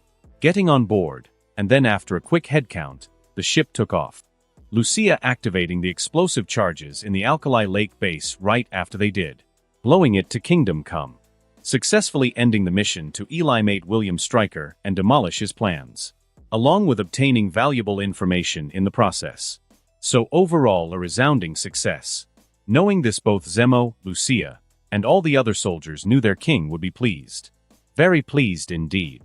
The facility, Sierra Nevada Mountain Range, California, * beep. Beep. Beep. * the security klaxons going off all around her. Dr. Sarah Kinney didn't know what to make of the situation. Insert image of Sarah Kinney here.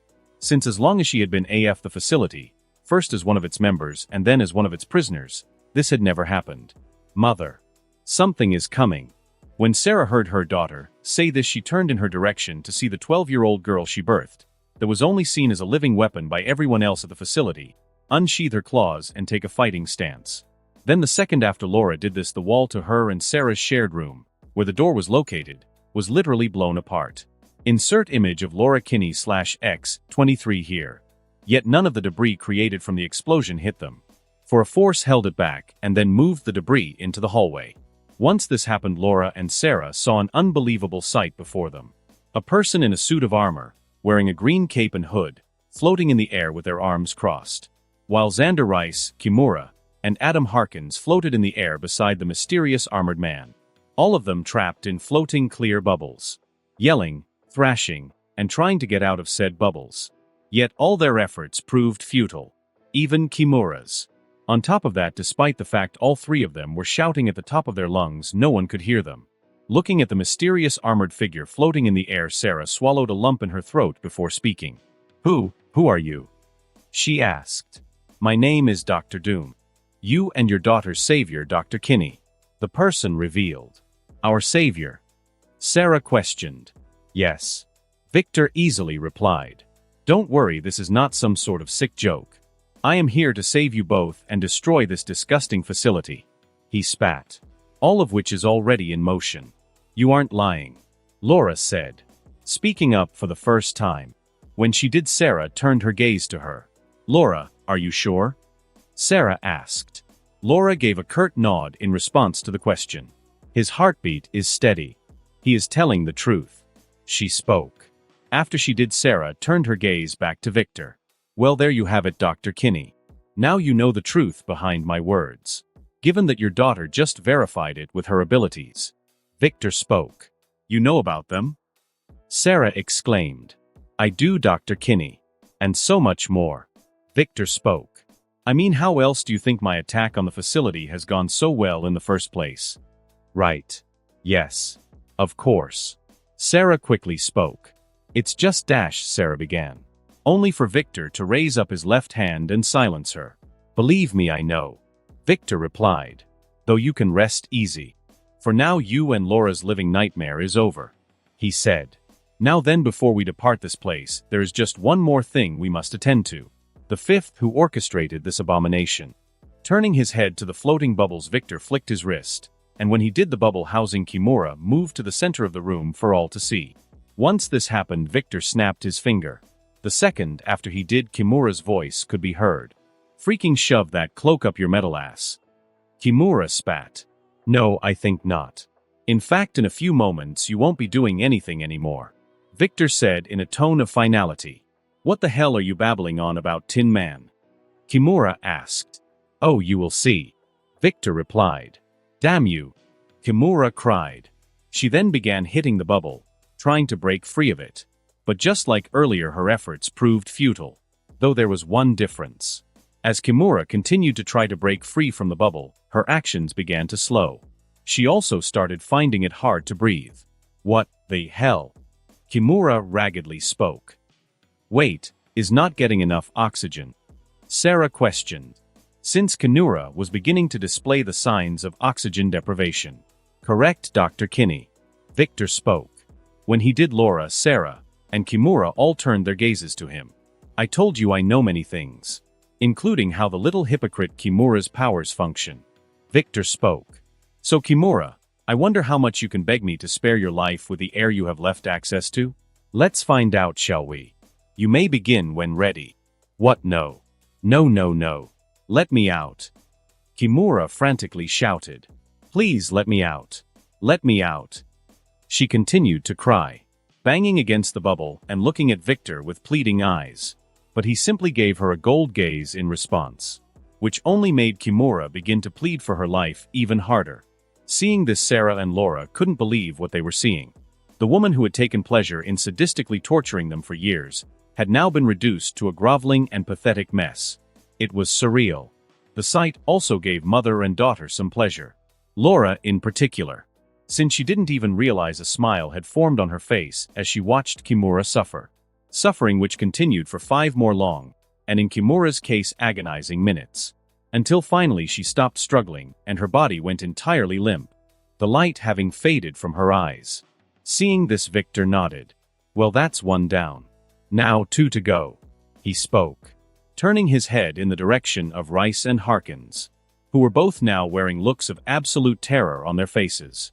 But Victor cared not. Instead, he snapped his fingers once again. When he did, the bubble holding Kimura's dead body came back over to him, while the bubbles holding Rice and Harkins moved forward. They then disappeared, depositing the 2 men on the ground, right at Laura and Sarah's feet. But despite being free from their bubble prison, neither men could move, courtesy of Victor, who was using his telekinesis to hold them in place.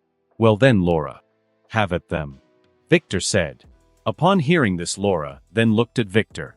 She then shifted her gaze to Rice and Harkins before back to Victor again, a curious expression on her face. Are you saying I can kill them? Laura asked. Yes. Go ahead, Victor replied. That's why I placed them at your feet in the first place. All right, Laura said. She then unseated her feet talons and got ready to kill Rice and Harkins. Wait a moment. Only for Sarah to speak up. Are you really asking Laura to kill these men? Sarah asked Victor. I am, Victor replied. No, rather it is her right. But she's just a 12-year-old girl. Sarah replied. That she is. But we both know, Dr. Kinney, that Laura is not any ordinary 12-year-old girl. Victor retorted. She's not even a normal child. And by that I mean her innocence was taken from her practically the moment she was born. Despite your best efforts to keep it intact, she has suffered things no child should experience. And the ones responsible are now at her feet. So she can claim her vengeance, her justice. Because to deny her that would deny the things that were done to her. And to you. So please, stay silent and let your daughter do what needs to be done, he said. Hearing this, Sarah wanted to retort. But she couldn't. Since what Victor said made sense in a way. So with that she shut her mouth. Upon seeing this, Laura resumed her walk towards Rice and Harkins. Hey X-23, stop right there. Xander spoke. You think you can kill us? Defy us, you wepo, he exclaimed, only for Laura to reach him and kick him square in the face, her foot talon slicing open his left cheek in the process. As blood sprayed everywhere, Laura gave Xander a cold look as he screamed in agony. My name is Laura Kinney, not X-23. Laura shouted at the top of her lungs. She then started tearing Rice and Harkins apart, their blood, guts, and entrails flying everywhere. Laura shredded them. In doing so, she cursed them, and even began crying a bit without even realizing it. Sarah and Victor simply watching her from the sidelines. Until finally Laura had finished the deed. Rice and Harkins a bloody pile at her feet. Now it is done. So let us take our leave of this place. Victor spoke. He then gathered up Laura and Sarah and took them away from the facility, blowing it sky high afterwards. Victor also vowed to make sure the place never rose from the ashes. Wilderness, Ontario Province, Canada. Stopping in his tracks, the man known as Logan aka Wolverine turned his attention up to the sky above him. Insert image of Logan/Wolverine here. Just as he did, a portal of some kind opened up and a man in armor, with 2 robots, accompanying him, floated through it. Before it slammed shut. The moment the portal did, Wolverine unsheathed his claws and prepared for a fight. Since he was always up for a good brawl. Looking down at the Wolverine, who thankfully looks exactly like Hugh Jackman, Victor had to retrain himself from fanboying. Since he had important business to conduct. Then when it was done, he would fanboy over Wolverine to his heart's content. Moving on. Descending a bit, Victor got closer to Wolverine so they could speak properly, but made sure to stay out of the man's reach. since Logan looked ready for a fight, and Victor wanted to avoid that unnecessary matter at the moment. "What's the matter, bub? Afraid to fight me like a man?" Logan snarled. "No, Mr. Logan, I am not. I simply staying out of your range, since I did not come here to fight, but to talk," Victor explained. "About what, bub? Since I'm pretty certain we've never met before," Logan said. Though given the current state of his memories, he isn't entirely sure of his words. "About your daughter," Victor said. When he did, Wolverine's eyes went wide in shock. "I don't have a daughter," he replied. "Actually, you do," Victor said. "Technically," he added. "Huh, what the hell are you saying? Either I have a daughter or I don't. Simple as that," Logan spoke. "Oh, Logan, if only it were," Victor thought. "It's not," Victor replied. He then opened a small portal next to him and pulled a shirt out of it. Victor then closed the portal and tossed the shirt at Logan, who caught it. A second after he did, his eyes went wide. "What? This smells similar to me, only female," Logan said. "Because it belongs to your daughter. Though some bastards would only refer to her as your clone," Victor said. "See clone?" Logan shouted. "Yes," Victor replied. "Your clone," he said. Victor then produced a picture and floated it down to Logan, who then grabbed it and examined it, seeing two people in it, which were Sarah and Laura. "That is your daughter Laura and her mother Sarah," Victor spoke. He then began to explain the circumstances of Laura's birth to Logan, along with all she had endured until he rescued her and Sarah and shut down the facility permanently. As Logan listened to Victor speak, he could tell he was telling the truth, which only increased his anger at the entire situation. So when Victor finished speaking, he let out a primal, animalistic roar, which Logan did so until he felt satisfied. "Feel better now?" Victor asked. When he did, Logan gave him a pointed look. "Not really. But it felt good," he admitted. "So Laura, this kid, I want to meet her. That was always the plan from the moment I decided to contact you," Victor said. "On that note, I also wish to offer you an opportunity. You see, I'm opening up an institution, and I want you to become a member of the faculty of it," he explained. "But even if you don't, I'll still allow you to see Laura. Not only that, I'll help you with your memory issue. Unlike your friend Charles Xavier." Since Logan was already affiliated with the X-Men, though none of the most recognizable members of the group like Cyclops, Marvel Girl, Rogue, or Iceman were members of it yet. Since just like Pietro and Wanda Maximoff, they were all still teenagers, which Victor learned upon doing his research into them, leading Victor to conclude the X-Men of this universe will be like they were in X-Men Evolution when canon begins. "Teenagers. You know about Chuck?" Logan asked. "I know many things, Mr. Logan," Victor replied. "So, what do you say?" "First off, stop calling me Mr. Logan. Just Logan is fine," Logan began. "Secondly, I'll have think on your second offer. Chuck and the X-Men have given me a lot, see?" "Of course. I understand," Victor said. "Anyway, let's go. You don't want to be late for your first father/daughter day now, do you?" In response to Victor's question, Logan gave him a deadpan look, which Victor completely ignored as he took Papa Wolverine to see his little girl, laughing his ass off the entire time. September 10th, 2007, Latveria. A proud smile on my face, I stood off to the side as Kristoff practiced his combat skills against two Doombots at once, all of us situated on one of Castle Doom's training grounds.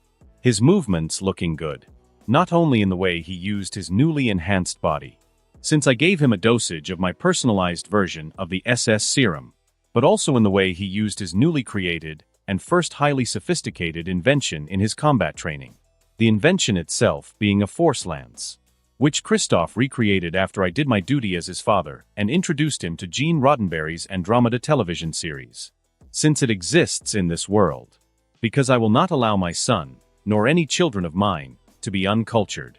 Hence I took it upon myself to introduce him to some of the greatest works, series, and fictional universes that exist in this world.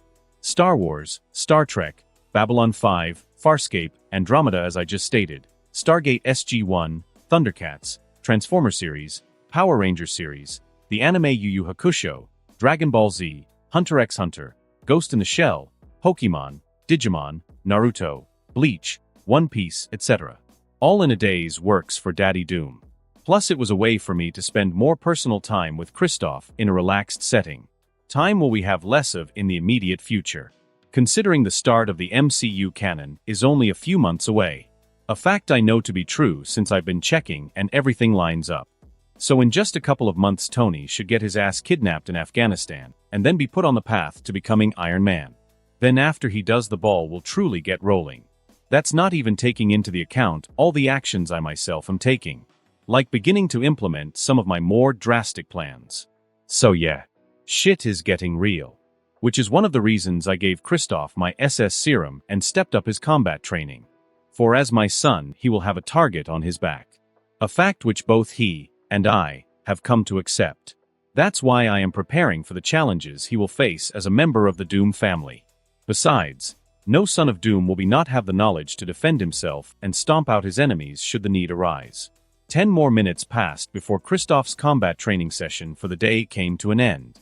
Once it did, his force lance retracted in length. When it finished doing so, he walked over to me. "So, how did I do, father?" he asked me. "Good," I replied. "But here's how you could have done better." I began. I then told Kristoff all the mistakes he made during his training session. He listening intently and noting every single word I said. "Understood," he said. Once I finished giving him my review of my actions. "Thanks, Dad." "Anytime, son." "Anytime," I replied. I then gently patted his back. "So that force lance of yours. Think you could make one for your old man?" "I already did," Kristoff replied, putting a smug grin on his face. "Ah, he really is becoming a chip off the old block. I'm so proud." "Good boy," I told him. "Now go and get cleaned up. After all, we still have much to do today." "Yes, father," Kristoff replied. He then ran off to get ready, while I went to do the same. Exiting my room, now fully presentable, I went to collect Kristoff from his own. He having gotten himself presentable as well, even though he looks ready to bounce off the walls, given his barely contained excitement. Though with what is about to happen, I can understand why. Since it will not only directly affect Latveria as a whole, but Kristoff personally. "Someone looks ready," I mused. "Oh, I am, father," Kristoff replied. "Well then let's go," I told him. He nodded at my words. Once he did, the two of us set out from Castle Doom, our security detail surrounding of course, and swiftly made our way to our destination, which only took 15 minutes. Since our destination was right in the capital, Doomstadt itself. Our destination being a school. But not just any school. No, this school was none other than the project I've had Torvald working on relentlessly ever since I named him the Minister of Latvian Education. The school in question being Werner Academy, which I've set up to be the most advanced education institution in all of Latveria, and eventually the entire world. Soon Kristoff and I eventually arrived at our destination. As I looked at Werner Academy, I couldn't stop a smile from having my face. It's beautiful. I took a few moments to admire it, Kristoff doing the same beside me, before we headed inside, past the crowd of Latvian citizens who were gathered outside. Since today is the inaugural for Werner Academy, which is why Kristoff is so excited. Since he will be attending the academy, along with his friends. Once inside of the school, Kristoff immediately went off to join his friends, which not only included the Maximoff twins, but also the other kids who've been brought to Latveria over these past 3 months. From Ruri Hansen, to the kids we saved from Stryker, to even Laura. Kristoff has pretty much clicked with all of them in some way or another, and they him in return. Which I'm glad. Because in this world, having true friends you can rely on will take you a long way. As Kristoff joined the other children, I went to check on the adults, which included the likes of Bill Foster, Sarah Kinney, and Maya Hansen, all of whom are now teachers at the Werner Academy, though they are still allowed to work on their own personal projects and research, just like college/university professors, which is basically what they are, in sense. For the way I have had Werner Academy set up is that the school is open to students from all age groups, possessing classes from primary school level all the way up to college/university courses. Though unlike a regular school here at the Werner Academy, students can actually build their education plan themselves. What I mean by that is those students with enough smarts can actually create their own individualized learning plans. Save for a few core classes everyone is required to take each year. meaning sky's the limit for some. Though the academy also has generalized classes for regular students. It all depends on the individual in question. Oh, did I forget to mention the Latvian government is footing the bill for the entire academy and its necessities and resources. So that means anyone can attend Werner Academy for free, whether they are human or an EVO. Since I see no reason to discriminate against people with superhuman abilities, no matter how they managed to acquire them. Especially since it's those very people who saved the world and galaxy multiple times in the comics and films. Yet despite all they do, sometimes those people, mutants and the X-Men being prime examples, get the short end of the stick. Well, not anymore. Now that Dr. Doom is here. Reaching the group, I looked around. Greetings. Everyone doing okay? I asked, jeting a round of replies back. Good, I said. Well then, let's get this show in the road. I spoke. I then rounded up everyone important before heading outside where a podium had been set up for me to speak. Going up to it, I leaned in towards the microphone. Then once I was sure the cameras aimed at me were on and broadcasting without any issues, I began. Greetings, my citizens. Today is a good day for Latveria. For on it we take a huge step forward in regards to our future. And by that I mean the education of our children. The next generation. Since education is the foundation of which most of life is built on, no matter its form. Though formal education is still highly important. Which is why today I am proud to present to you the most advanced education institution Latveria has ever seen, and what one day the world will see. I give you Werner Academy. I spoke. I then presented the academy, earning a round of applause and cheers from the crowd present. Once they settled down, I took a few questions. I then bid everyone a quick farewell and returned to Castle Doom, leaving Krisroff with his friends. But not before he gave me my very own Force Lance. A weapon, I think I will make my personal one. Once back at the castle, I headed down to my personal lab, then pulled up several holographic screens and began working on multiple projects at once. Because now I had many more given all the material I had acquired over their past few months.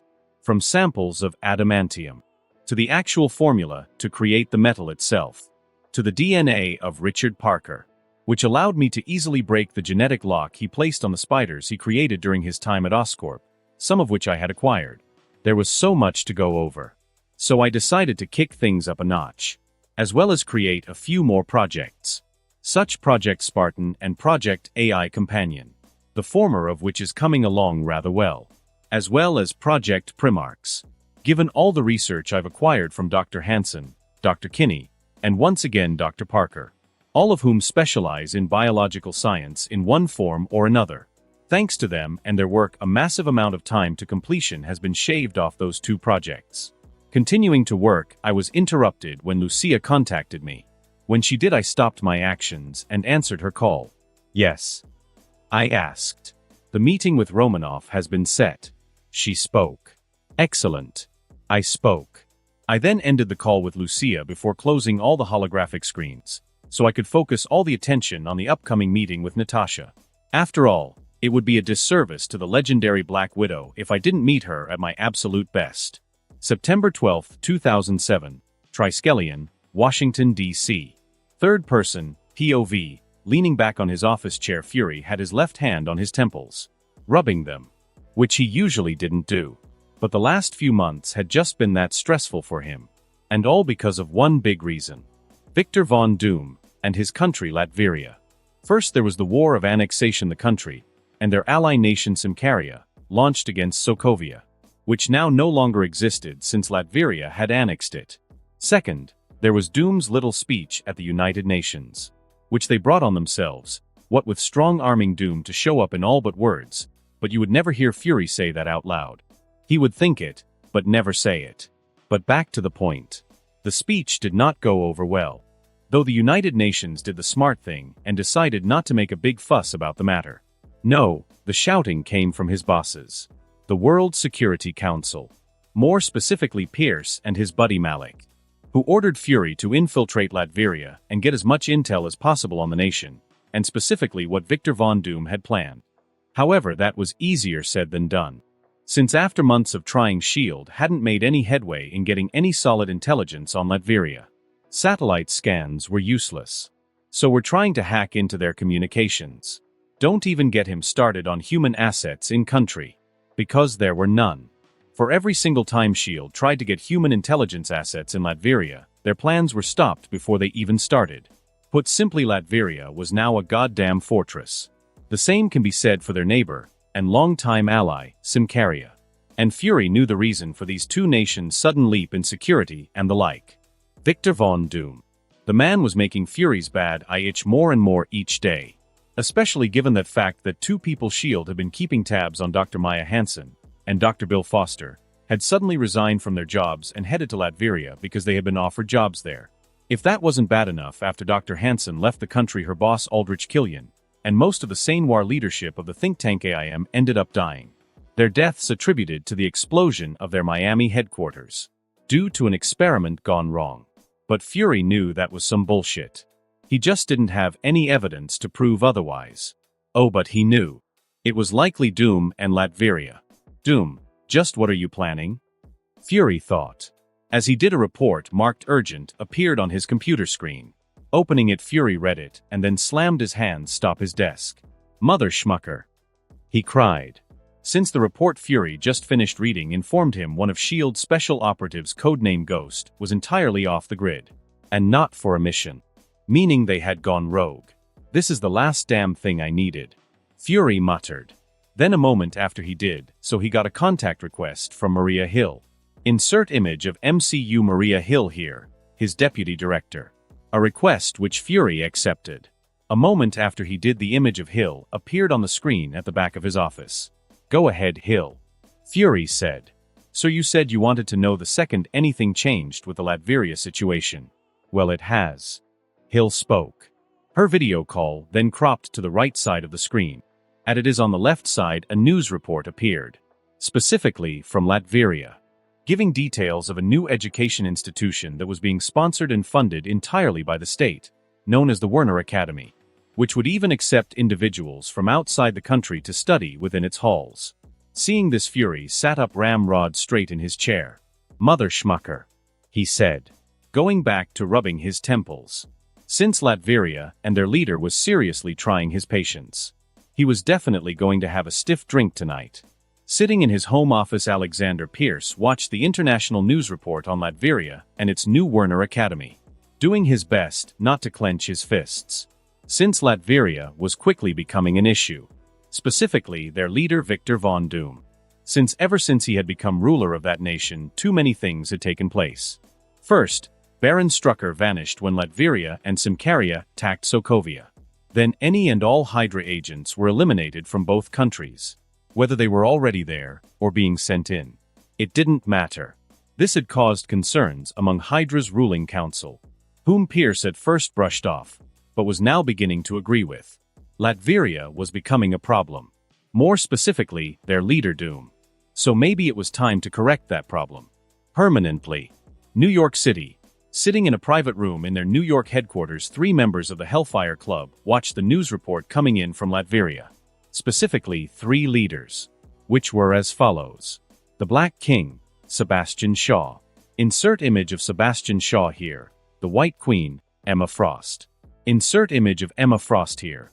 Finally, the Black Queen, Celine Gallio. Insert image of Celine Gallio here.